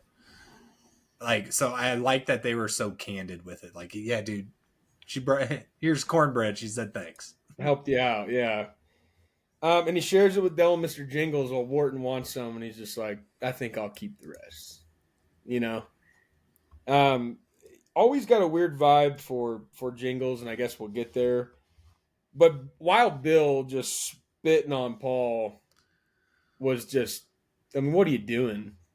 Jamar Chase style, dude. And pissing on Harry. Yeah, then piss. The pissing is next level. Oh, and the moon pie. The moon pie was funny. I didn't see that one coming. I thought, didn't. No, I thought that guy just kind of got, I thought he was just eating it to eat it, but then bribed to into use giving it. this guy some stuff, and then he walks by and just pops the whole moon pie on his face. They keep throwing him in confinement. This guy's a lunatic. Sad part of the movie when they have Dell go put on the show for the crowd with Mr. Jingles, and you just know what's coming. Like, hey man, we're gonna go do this, and then hey, we got to move fast. Got to do rehearsal. Dell's getting executed tomorrow. Like that sucked. And I think he probably knew, but he was also dumb. No, he knew. I mean, it's one of those things where it's like, it's just kind of like in the back of your head, so you don't think about it. But yeah, enjoy it while because they talked about it, like going to Mouseville. Yep. So things like that. So I've like you definitely recognize it, but you're at the point where it's like might as well enjoy the last few days you get. And there's good build up there because when he gets back and Percy's being a dickhead to him because Percy's going to be on the front lines on the execution, and then Wild Bill grabs him and Percy pisses his pants, you know. Like, yeah, but I feel like if Dell didn't like egg Percy on there and just like kind of shit on him, he probably gets a clean execution, I feel like. But maybe not. Because I feel like Dell didn't do much because Percy's being a dick to him, and then Dell's laughing. But they got beef. They got beef. Yeah, and Dell's laughing at him for pissing his pants, and they're going to keep it together. And then you get the day of the execution, and that's when they get Mouseville going. And, you know, they're going to Florida, and they got the circus and all the kids. It's a dime for parents and 2 cents for kids. And then fucking Percy stomps on Mr. Jingles. Ooh. And I also forgot. I knew that was going to happen at some point. I remembered that happening. I did not remember John bringing Mr. Jingles back. Just sucking all the bad juju out of him, and then Mr. Jingles is back alive. And they go clown Percy again, like he's right there. Mr. Jingles is doing fine. I just keep a mouse in my wallet. Yeah, you guys got a replacement. Yeah, fresh out of replacement mouses in my wallet. But they get Percy's word at that point. You are going to transfer after this execution is taken. And when you make an agreement with a man, you shake his hand. And they got to shake his hand. Critter, going into the execution, did you think something was going to... What did you think was about to happen? Not the sponge, per se, but I guess it made the most sense. I knew he was going to be, like, weirdly excited and happy about it and not, like...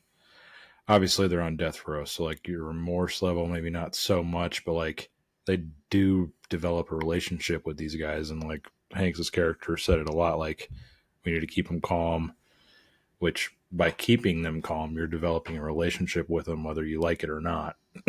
And yeah, I knew something weird was going to happen because he was so interested in the little cage. Oh, what is this? What do we do here? Yeah. Like, I didn't think of the sponge aspect, I guess, but that is the one probably made the most sense. That was the one thing in the movie where, like, we always called it faux pas. I know it means something, like it's a mistake or something that doesn't fit. And it's the sponge, right? Like they show us with the first execution that there's water coming down his head.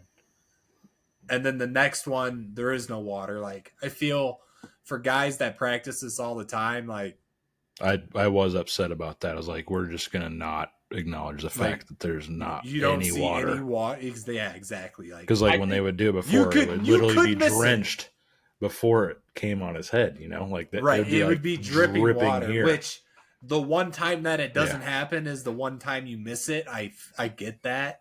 It was just like but they would have been on high alert for that. I feel like they practice it every, and they don't like Percy. Right. You would be make sure he follows the book. That's a good point. Yeah. I thought what was weird about that was the way he noticed it was looking at the bucket, not looking at Dell. Yeah. Like looking How are at you gonna Dell, tell you about the can bucket? see that there's Yeah. no water on him, but you look at the bucket and you're like, There's too much water in this bucket. yeah, that was weird Well, to me. it's like the sponge is so fucking small. Like, there's gonna be the same amount of fucking water in that bucket. Regardless, yeah. They were talking a cup. There should be a I trail guess, of water all the maybe way from water the not bucket on to the him. ground. I was gonna say maybe water not being on the ground is what that scene was supposed to show. But like, Maybe, yeah. looking at the bucket was not the way that I thought. Like you would have noticed the fact that that sponge wasn't wet. Yeah, I would notice when it doesn't rain down his fucking face like they showed us. Yeah, and then just a brutal death. Ooh, I mean, just a dude, brutal death. It wouldn't stop. and not gory. I mean, No. yeah, they got fire and you see his skull kind of a little bit. It's all like his jaw open on the side shot, but like it's so uncomfortable for not being like Yeah, you're not seeing shit. But I was laughing not laughing at the scene, but gosh, what is that movie called with the kids? The new one. weapons. Weapons. Yeah, I was watching Weapons and I was told to go in the other room, but we watched that whole scene. No problemo.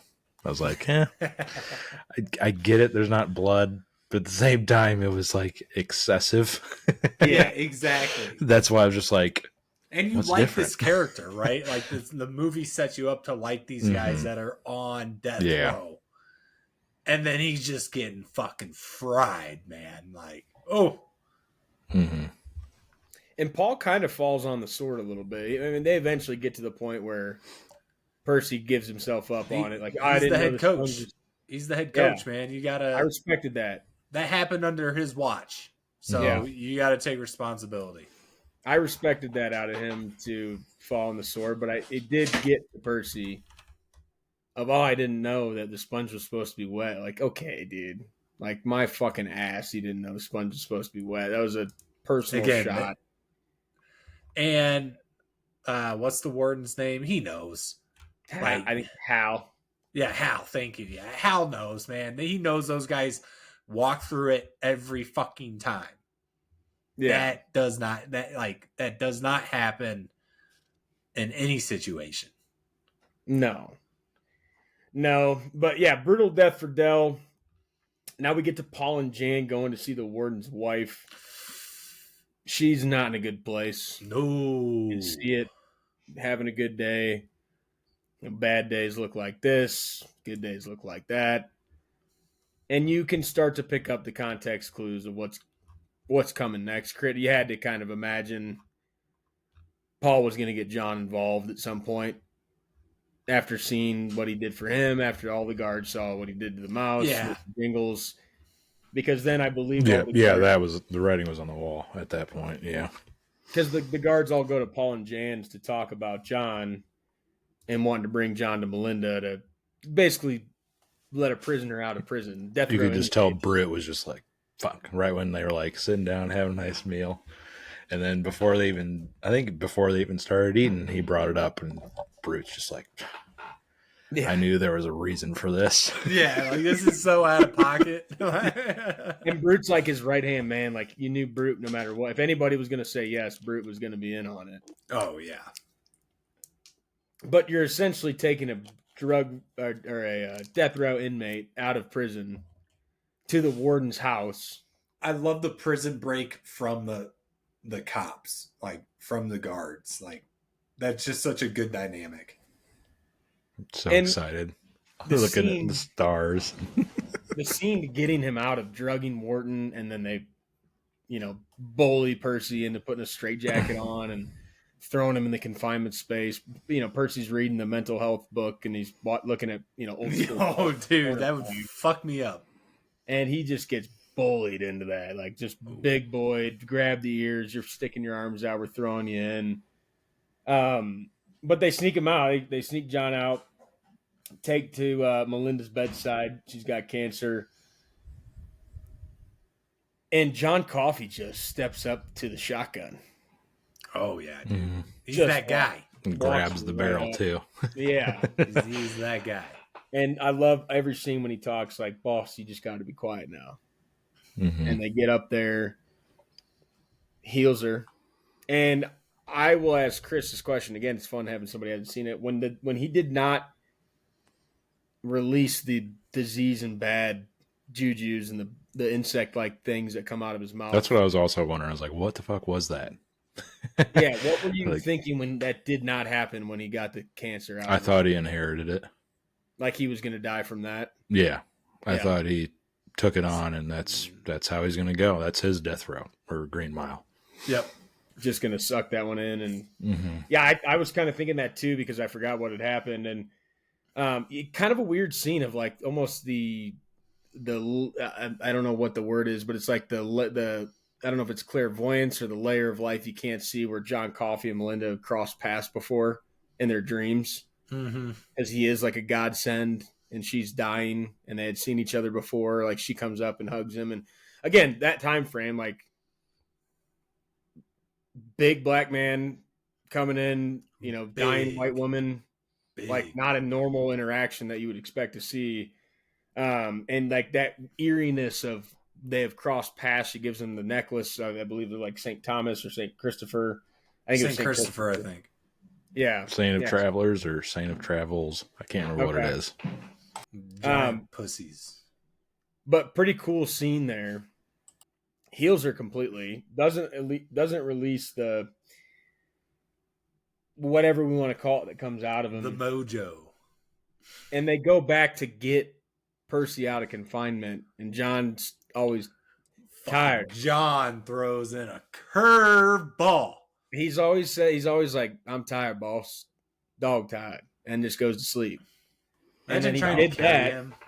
Like that he did that shit, and then Percy gets out of there, and John just snatches his ass up and just releases it all into Percy. I forgot about that. Yep. I wasn't expecting that insect thing, period. I didn't know what to expect of this movie, but just the whole like supernatural, I guess, aspect to it, I was not even expecting that at all. That was the Stephen King novel effect of something supernatural. It's funky. But releases that all into him. Percy's fucked up, walks down and just puts a clip into Wild Bill. Which I'm glad that's how they did it. I'm glad that guy didn't get fucking the time of day. Just fucking put down like a dog. And then Percy's just he's gone. Life is my brain is mush. He's going. He ends up in Briar Ridge Mental Hospital as a patient, not working there. I thought that was a funny twist. Yep. And then Paul falling again on the sword of like, I don't know what happened. I wasn't a part of that. Like, I have no idea. Yeah. Did this have anything to do with my wife? No. No. Absolutely not. Probably not a bit of it. But yeah, Percy ended up in the Briar Ridge Mental Hospital as a patient as opposed to working there. It was pretty funny. Side little note there.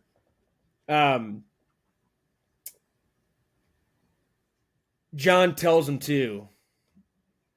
He punished both the bad men. Man, a few words, but that scene was cool. Just the way they tied back a lot of things. That one being in particular, where like Warden grabbed his arm and he's like, "Holy shit, bad man." And there was a couple other times where they just like Mr. Jingles was another one, which we'll get to, but like just the way they tied things together in this movie, like there's no stone left unturned. Right. There's just kind of multiple threads that resolve each other. Yeah. Where, like, this whole movie is set up with John Coffey, and he, like, you want to know what happened, and then they bring the guy who actually did it in, and you get this big reveal, and it's like two birds with one stone, and that gets rid of Percy, and it gets rid of Wharton. All the other two prisoners are dead. There's no reason for these guys to still be there. You know, like, let's go long term towards the end of the movie. Like, it just does a real good at resolving everything. Yeah, because that is what happens. I mean, John takes Paul's hand and he's like, I got to show you something. I got to give you a piece of me. And then you get the whole reveal of Wharton being a worker for the girl's dad and coming in and raping and killing the kids. And then that's when I think when you see that crit, probably you can connect the dots of he was trying to save the girls. Mm-hmm. That's why he got caught with it. Kind of wish I would have saw, I guess maybe not more of the crime,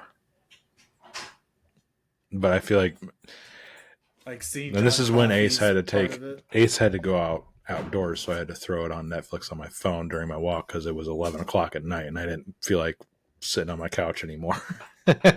But I don't remember them showing too much of the crime or really too much of him finding her. But I could be wrong. No, you're correct. They did not show the rape and murder of two girls. Well, I don't need to see that, but like, I don't remember seeing much of John finding him either. No, yeah, they didn't show that. They just showed kind his of like shit, yeah. They showed Wild Bill essentially just kind of being creepy, and if you yell, I'll kill her, and if you yell, I'll kill her. Yep. And then use their love. That was another good quote that I think happened twice. He used their love or something, like I can't remember the exact quote. Yeah, like he used their love. But what was John Coffey's? What was his? Didn't he say it's like I tried to stop it? I tried to stop it, I couldn't. Like the first thing he just says, kept saying he was too late. I tried to stop it, but I couldn't. Killed them with their love. That's what he said. He was trying to stop them dying, and it was right. I was trying to remember what he said exactly because once you understand, it all makes sense. But essentially, it's like I tried to stop. I tried to take it back, but it was too late. That's what it was. Yeah, he tried to take the. Yep. Okay. He was trying to heal him, which makes sense now when you're like, that's why you had them both because he was trying to save them. That'd have been tough. I mean, doing two at one time. He's a big man. Two at one time might have been a stretch. And I'm sure he probably. I mean, my brain goes to like the guy killed him, dumped him down in a creek. John is a godsend. He's supernatural. Just happened. Like shows up. Kind of like knew. I wonder if he knew it happened. Yeah, and tries to save him. Yeah. But you get to the back half or the back end, and they realize they can't stop the execution now. There's nothing they can do. And Paul tells his wife, this is the first time I've ever felt real danger of hell. How do you kill them? The moral dilemma there is just like, how do you prove he's innocent? The other guy's dead. How do you kill him knowing that he is the basically grace from God and has, supernatural powers, and you still got to put him fucking down? I feel like back then it's impossible. Right. The only play there is like, yeah, you can try, and then I think you just resign before you have to go out there and watch it happen. Logically, that would be the move. Like, you probably can't lose your job in this small town. Not during fucking the Depression, you can't. Yeah. It's like he can't just not have a job. And he's got to walk this man down the Green Mile. And I thought that John's monologue, because he hadn't talked that much. Mm-hmm. And then he has like a monologue of, it just was unreal. I didn't write most of it down because it was like, it's a long kind of speech there. But that was I've said it multiple times. We'll quadruple down on it. I will get teary-eyed very fast in a movie. I've seen this one before. Like, John's monologue was hard to listen to, talking about his life, bouncing around. The part that got me was when he said he was scared of the dark. Strapped in the chair. That's at the end. Yeah, that's a little further on. That one got me going. But his monologue, his monologue there was just unreal. And then they're like, "Well, John, there's got to be something we can do." And I've never seen a Flickr show, and they go put the movie on, and then you get the call back again. Yep. Kurt, what did you think at the very beginning when we're watching it? What did you think the connection was? I didn't know what the connection was. I knew it was but it's A like bit. he's an old guy. You're like, oh, that must be him in there. That's that's where my head went anyway. That's why I was. I don't know. I just started laughing mostly because Lindsay knew the song, and she hasn't watched this movie. She read the book, so I don't know where she heard the song from, but she was like singing a little bit and then humming it, and I think that's where I was like, how do you know this, you old soul? Yeah. And that comes full circle when they watch the movie, and then you understand why he started crying in the old people's home. But they get the flicker show, and then you get John's Green Mile, and he just says, "I'll be all right, fellas." Like that just starts all going downhill of just like emotional connection. They know it's wrong. There's nothing they can do. John's handling it like the only way he can. I'm ready to go. Mm-hmm. And we get out there. I mean, Dean's balling. And then that's when you get to your point. They're putting him in the chair, and he's like, "Boss, don't put me in the dark." And then they don't put the fucking face mask on him. And Dean's been balling. Paul says, "Wipe those tears before we stand up." He does. Comes back up. He starts crying again. Mm-hmm. Sorry for who I am. And then Paul is just struggling to get the words out. And Brute has to step in and like, John, Paul, you got to say it. Yeah. Got to do it. You got to man up. Fuck, that'd be tough. And you get the quietest roll on too. Lights bursting. Paul starts crying. Putting the necklace back on his body was a cool memento or memento, whatever. Memento.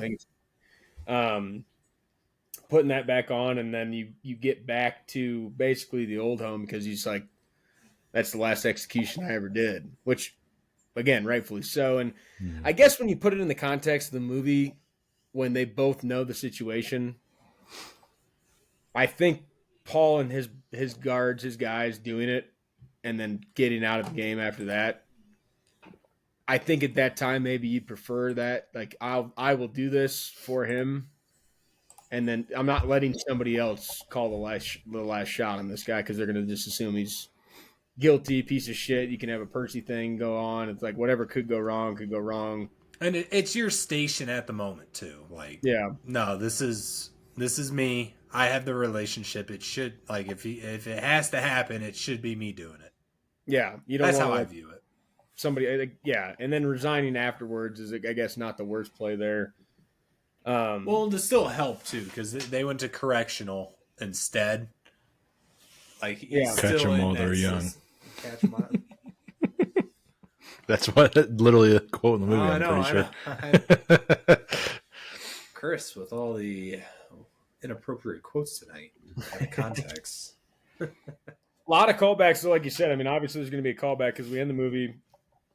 We're back to the old home, and Paul wants to get his friend to walk to the shed that we saw from the start, and you're wondering what the hell was that. Chris, you probably had no idea. Did you know? Had no idea. I was going to say, when they walked back there at the end. No clue what was happening. Yeah. And you get this. Didn't even have a guess either. It's like everybody's dead. I don't know what's back here. Because she says, like, you had a full-grown son in 1935, and he's like, yeah, the math's not adding up, right? Come with me on a walk. And then, lo and behold, Mr. Jingles. Still living in the cigar box. Still cooking. He didn't have the trick in the bag anymore. But like Einstein with his hair. Yeah, I like that they made the mouse look older, too. Yeah.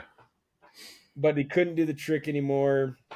Well, I mean, he gave it good effort.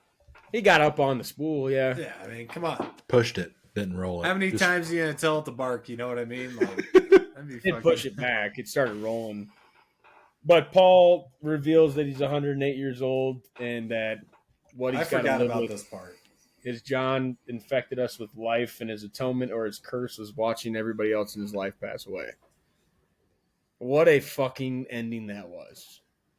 That would fucking suck, too. Oh, my Lord. His wife, his friends, his old new friends. His old home friends. Yeah, dude, like, literally, everybody that he comes across, he's like, I know I'm going to die, but I'm going to watch a lot more of my friends and family die before I end up passing. I feel He got around better than everybody at 108 years old. Well, yeah, and that's why I was just gonna comment, like, why even put yourself in an old folks' home if you're still like a spry 108? Like, I mean, reason to. Wouldn't call him spry, but This dude's walking fucking miles a day. Where else was he going to get first scene? He was like, "Keep it up, stay alive. I need you." But it's like, where else was he going to make friends anymore? If you're that, like, you're not. All your friends are dead. Yeah, so he's just going to make friends to watch him die. It's a lot faster than having a 20-year relationship and watching somebody die. Or just staying in the shed with Mr. Jingles all fucking. Yeah, that's true. Why not keep Mr. Jingles with him at the old folks' home? I mean, because they'll kill him. Well, that fucking mouse ain't going fucking anywhere, dude. Put him in a closet. I kind of like that Mr. Jingles wasn't there because I do too. I'm just saying, like, it's a fucking mouse. It sits in a box all day. Yeah, easy on Mr. Jingles. He is just a mouse. He is the mouse. Yeah. He is the mouse. Unreal. Don't sue us, Disney. Like, unreal movie. Unreal. I've seen it before. I knew I liked it going into it. Shout out the wheel. Unreal Shout movie. Out the wheel. We were bitching about this movie. See, this is why I like the wheel. Critter, first time watching it. Overall thoughts? Fuck, man. I don't know. It might be the best one we watched. I know it's recency bias, but yeah. So far on the pod, I think it might be the best one we watched. I'd have to definitely go back, but yeah, I can't think of any. This one is the best one we've watched. Best movie in 32 episodes? No. Of the books. He's talking. I'm talking all the pod. Yeah. It's Name one. Definitely up there. Well, shit. The first one we first. Okay. Well, I wasn't here yet. So, okay. Yeah, Top Gun Maverick was pretty fun. Top Gun Maverick was pretty good. Top Gun Maverick's pretty good. Ignorant thing to say. You haven't even been here the whole time. God. I'm looking back and I think when we first started. Top Gun Maverick. Yeah. Top Gun Maverick. Looking at all of our episodes, Top Gun Maverick's probably the only one that I'd put above it. But it's tough. I mean, it's hard to compare those two movies, but this one is. It's 32 in, and this one, it's a great story. Taking the top. At the same time, we went Halloween and football, like. Yeah, kind of hard for those two categories to touch Green Mile of genre, but like this is it's a great. I think anybody could enjoy this one. I don't think there's like a. It's not necessarily really a drama or like a textbook category. I know it's categorized as a crime fantasy aspect, obviously being the supernatural and based on a fictional book. But yeah, I mean, I agree. I think that the categories that we've had of football, which We Are Marshall is a good movie, Blindside's a good movie, but I agree. I think outside of Top Gun Maverick, and that's where ranking movies gets tough, as you rank that movie to this one is like very, very difficult to do. But I think it's in the conversation for best movie we watch on the pod for sure.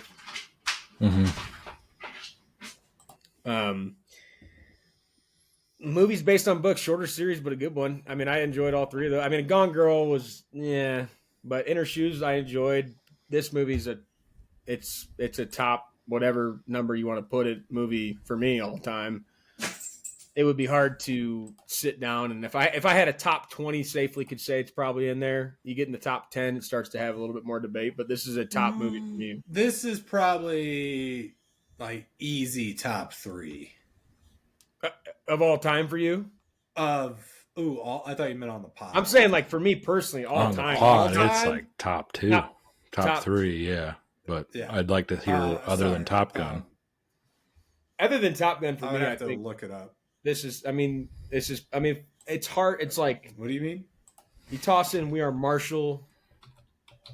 You could get it. You could get. I'd take this over We Are Marshall. Although I do love me some McConaughey. Yeah. We had. Let's see here. So let's pull it up. So we had Martian. I know that one. We had the space series. So the first batch, Mohawk, Comes at Night, Drag Me to Hell, Warcraft. Mohawk, baby. That is, Gotcha. there you go. Goonies, Sandlot, National Lampoon's Vacation, and Caddyshack. Then the Adam Sandler series. Space series was E.T., Spaceballs, Martian, and Independence Day. And then football, Jerry Maguire. I think it, yeah, just kind of going through it. I think Green Mile's, since my reign as producer, it's the best one. Dude, yeah. I'm transcending it. That's what I'm trying to say. It's like in my own personal top movies of all time. This, I think you could easily. Yeah, I'd put it top 20 for me at least. And then you could probably start to get dwindled down when you get to top 15, top 10. Like where does it get eliminated? I don't know, but I agree. I think it could be the best. I mean, I'm a huge Top Gun Maverick made my Mount Rushmore when we did that one time. Vacation is up there. I mean, that's not even close to this movie for me. Not even in the same. Yeah, see, I'm at the point where it's hard to compare them. Yeah, because this is a way better put together movie than National Lampoon. Personally, I don't even think I can put like comedies like Sandler or National Lampoon. I love comedies. I do too, but I just as far as top movies, I don't think I can put those in there.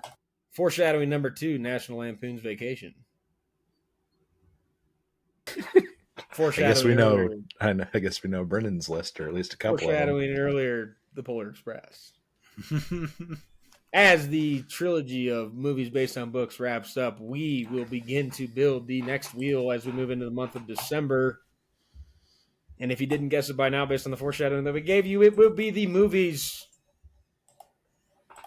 The topic is going to be Christmas movies.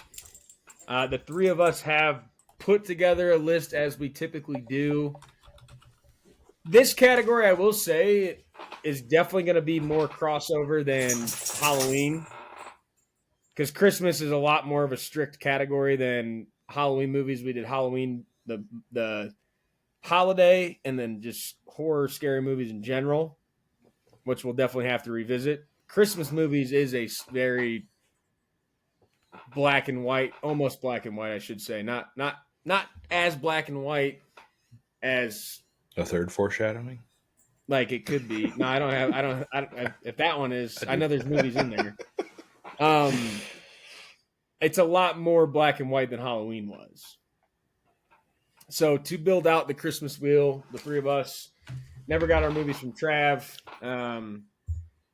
So we'll do it as a threesome. We can do 20 divided by 3 is a decimal number, 6 point something, 6.7, 6.66 repeating probably. Math guy, smart, mustache, gives me a little brain power. 0.33 movies, repeating, obviously. Christmas movies, 6.3 repeating. That's what I said. I know. I was 6 or 7. I was quoting something else. Okay. Who wants to go first? Christmas movie wheel. Let's start it off. I'm in the middle between the two of you. Do we start from the top or the bottom? Top. Critter is up first. I'm up second. Geese is up third. Give me the Santa Claus. The Santa Claus. We won't snake draft this. We'll just do it normally.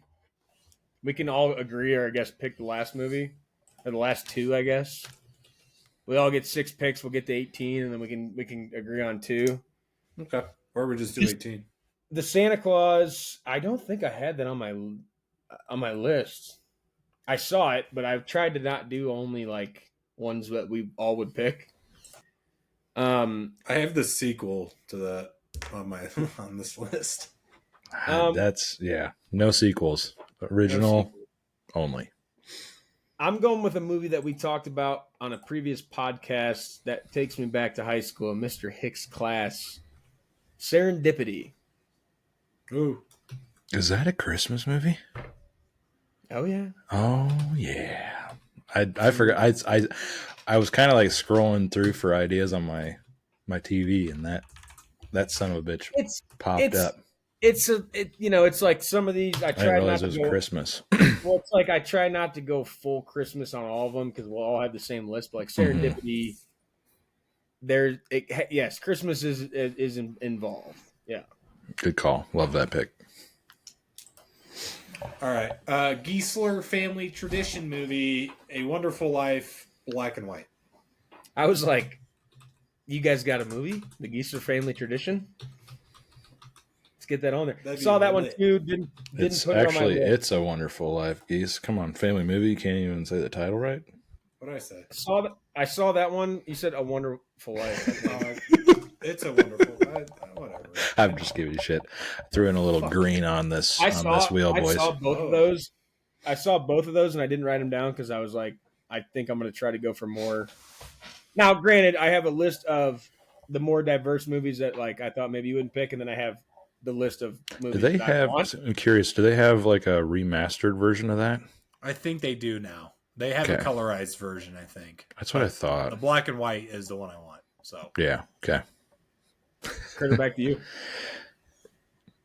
Oh, we're not snaking it. Okay. No reason to. Give me Jack Frost. Yeah, I had Jack Frost on the list. Good pick. Well, if we're just going to take each other's heavy hitters, I guess I'll go next. Give me 8 Crazy Nights. No. I didn't add that because of the Sandler, but I'm all about it. We eliminated for Sandler I for this fucking love reason that movie. I specifically. forgot about that. We eliminated it because it was animated, and we were like, we can save that for Christmas, and I was not going to forget about it. That's a technical foul.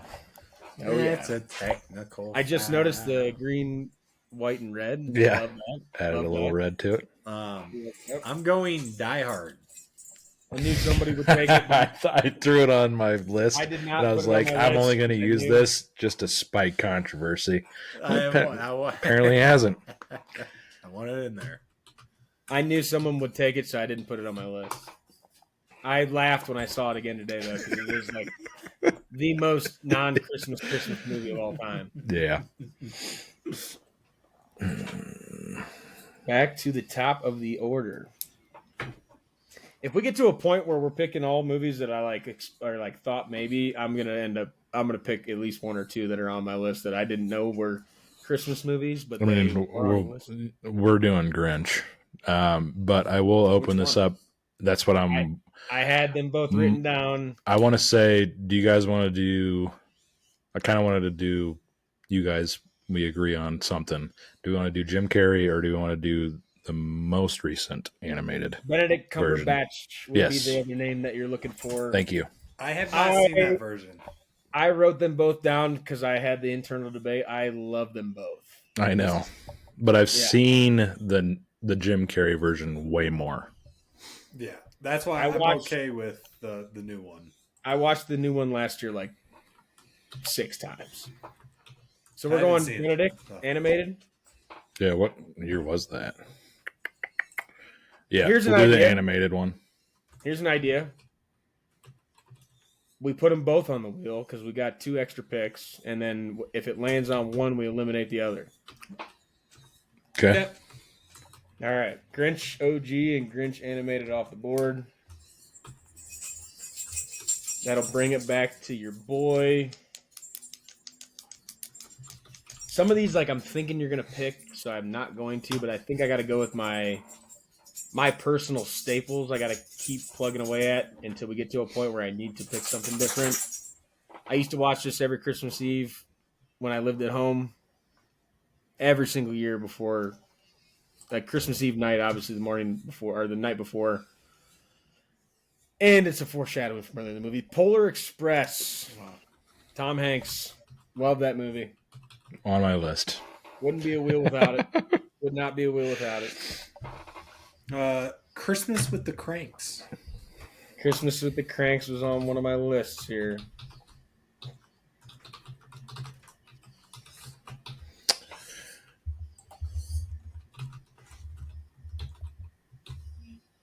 Okay, so Brendan, when you're mentioning movies you watched the night before Christmas, we are going to put The Night Before with Seth Rogen. I have that on here too. What's Not his seen name? that. Captain, the new Captain America.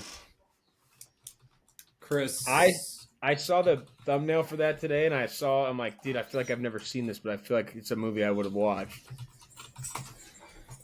Yeah, it's got Seth Rogen, Joseph Gordon-Levitt, and Yep. Anthony Mackie.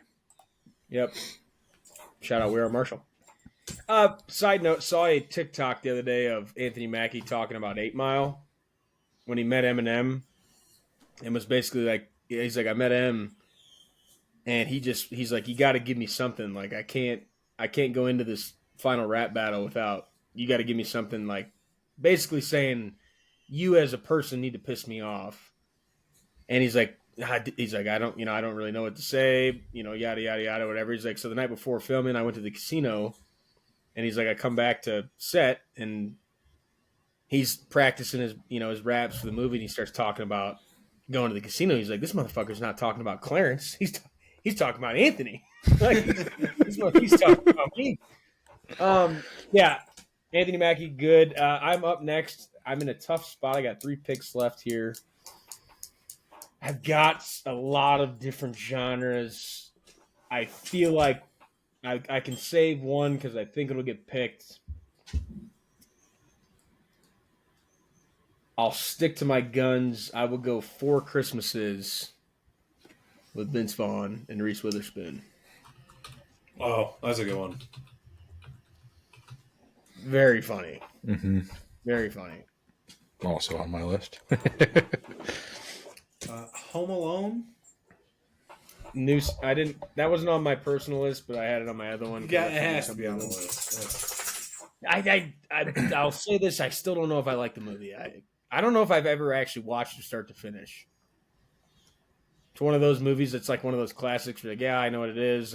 It's been on. I don't know if I've sat down and watched it start to finish. So wouldn't hate that getting picked. All right, so is that 4? Yep, we're on round 5 here.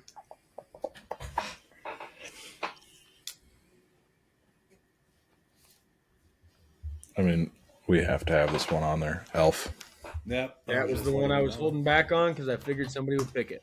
Yep. Yeah, Elf would have had to been on there. I will not go with Nightmare Before Christmas for a second time, even though it's my favorite movie of all time. Just to hold back on it, unless somebody else wants to pick it.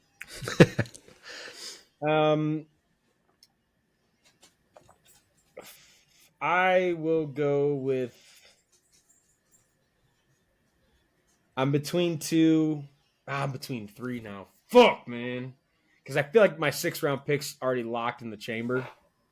Because I don't think it'll get taken. I thought it might have gotten taken by one of you guys, but it seems like it's not going to get picked. Oh, I'm a big fan of these movies. I'm going to do it. It is a Netflix original animated movie. It's called Klaus. Klaus.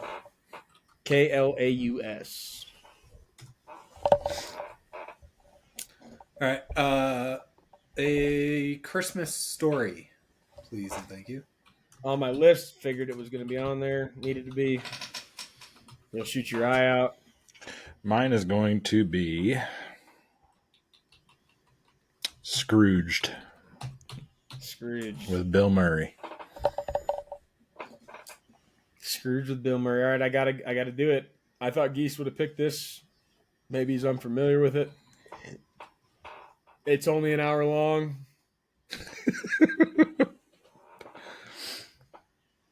The Year Without Santa Claus. Gotta have it. Nope. Do you even know what that is, Geese? If I looked it up, I probably would. Try to guess right now. Is it A Year Without Santa Claus? Nope. Yeah, it is. Guess it. Guess what? You just don't know the movie? All right, let me fucking look it up. No. Yeah, not off the top of my head, I don't. You requested the song at my wedding. It's got the Heat Miser, the Snow Miser. Oh, yeah. The Year Unless Without you would kill me, I don't remember that. Yeah. That movie fucks. Sorry. Has to be on the list. 18. Sorry. We have Christmas Vacation. Foreshadowing gets picked. All right, here's what I'm going to do. Here's what we need to do for the final movie. We could all go another round, or you take a second right now. We take a look at our list. Everybody says a movie, and then we can either agree on one or we spin a wheel to get the final movie. Do you guys want to add 3 more, or I'll pick one and spin a wheel, or agree on one of the 3? I'm kind of out, so I don't really care what the next one is. I have 2 ideas. I have 2 ideas too. Mine are not. I guess my ideas aren't movie related. They're more topic related. I guess I could say I have 3 ideas. Let's just say this: Christmas movie, like they all are. Christmas movie that's a horror film. Not a Christmas movie that says it's based around the holiday times that you wouldn't think is a Christmas movie. I like the horror film. Mine's more comedy on both my picks. I feel like we have comedy ones in here already, where Die Hard is really like I actually have a Thanksgiving action Christmas, and so I feel like having a horror Christmas would be a good ad to toss in there. So there's 2 horror movies we could talk about. One of them is Better Watch Out. The other one is going to be Silent Night, Deadly Night that came out in 2025. Ooh. Wait, hold on. That's the new one. So there was one that came out there's like one that came out last year that was like a bad Santa Claus. Better Watch Out is one that's highly rated on a lot of the lists as being in there. But there was a recent I think it's called Silent Night. Silent Night, Deadly Night looks like it's going to come out this year. But Silent Night, I think, is an old a one that came out last year that was a Christmas horror killing film. Hand up. You saying that gave me an idea for a movie, so I'm down to pick 3 and spin the wheel. Well, here's the other one I had in mind was Bad Santa. That was literally on my list, so call it a day. That's the one I was going to pick. Call it a day. It's not a horror film, but it's not a Christmas movie. You know, it is, but it isn't. We got a good looking wheel here. I feel like our green kind of got cucked by this 20 number, but we got we might need to do 21 for aesthetics. Yeah. You see that gap with red, white, there would be a green. No, I think we got to add one more. Let me see if this. You know what they say, the 21 days of Christmas, right? You know. One of the things that I was going to say, movies that maybe you didn't know, Edward Scissorhands. Oh, yeah, definitely is left out. That's better.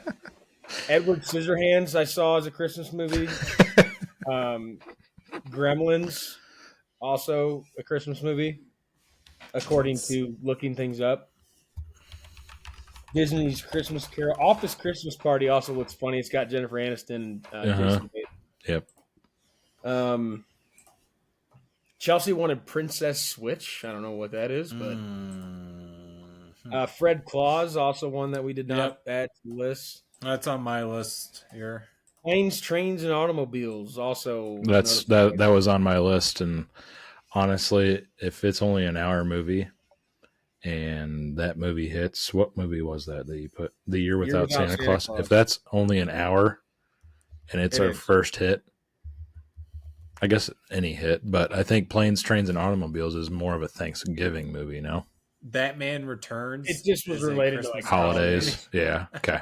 So we could, if that hits, maybe we can do a double feature. I think we got to add one. Put Nightmare Before Christmas on there.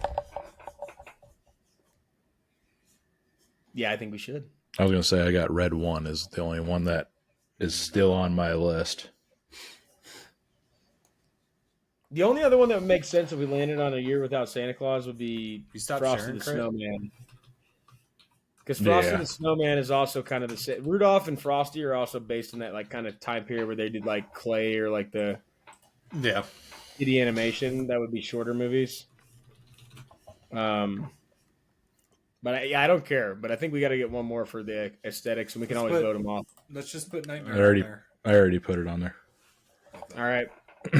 Christmas wheel can't It's just going to be fucked when it's going to be fucked next week. Yeah, but right now it feels great. No one can take this moment away from us right here.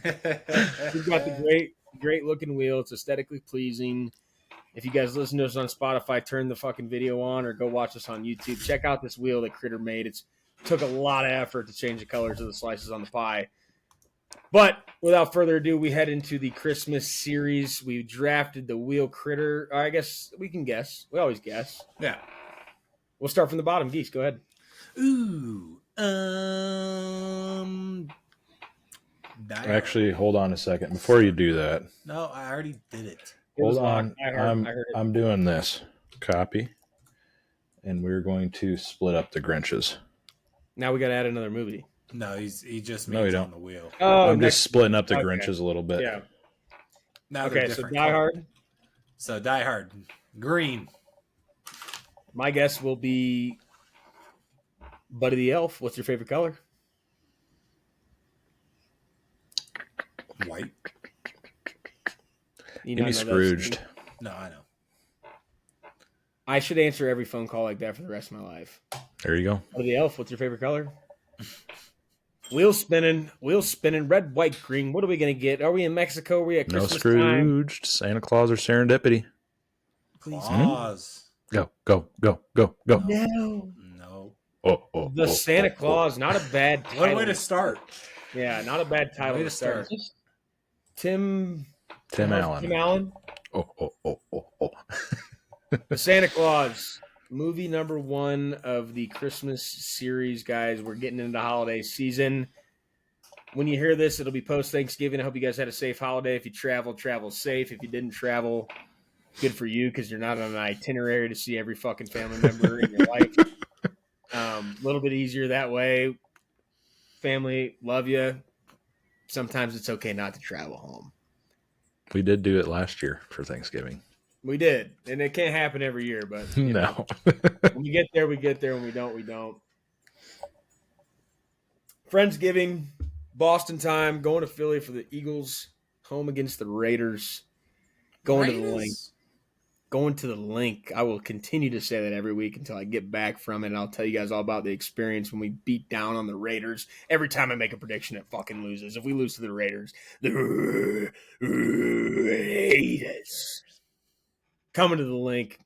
Ladies and gentlemen, movies based on books coming to a finale. The trilogy is over. Great series. Green Mile ranked as one of the top movies that we've watched on the podcast history. So 32 episodes in, one of the movies making a punch at Top Gun Maverick pre-Critter. So we're getting a little bit old, boys. We're doing a pretty good job of pumping out episodes. Who's watching? I don't know. I don't care. We keep pumping them out. Green Mile, guys, go watch it. It's on Netflix. I would recommend not seeing Sisu Road to Revenge unless you've seen Sisu 1. And if you did see that, good for you. Never even knew about it. Screen Unseen is on the hot seat this week. That's tough. But, guys, I will actually be going to see a movie upcoming. I want to see Now You See Me, Now You Don't. I want to see The Running Man. My wife wants to see Wicked 2, so we're probably going to compromise and see Wicked 2. So next week, hopefully somebody's got a little bit of a movie preview for you. I know this week didn't really hype up the Screen Unseen, but it's the first swing and miss that we've had. And that's just going to happen when you don't know what you're about to sit down and watch. But when you do sit down and watch, or you do sit down and watch The Green Mile, or you do sit down and watch The Santa Claus, guys, grab a soda pop, grab a sparkling water that these guys don't like, grab a Gatorade with all that sugar and the electrolytes that they think they've got in it, and get hydrated, and just grab a bucket. Pop some popcorn. Put it on the fucking stovetop. Ask the cashier, can I get a large? Because they're going to give it to you. And when you do, don't forget your extra butter. We'll catch you in the Christmas series. Extra, extra butter on the corn for me. Extra, extra butter. I hope they don't charge a fee. But it won't matter anyway. I got a good movie to play. I'm gonna ask my friends to stay extra butter for me.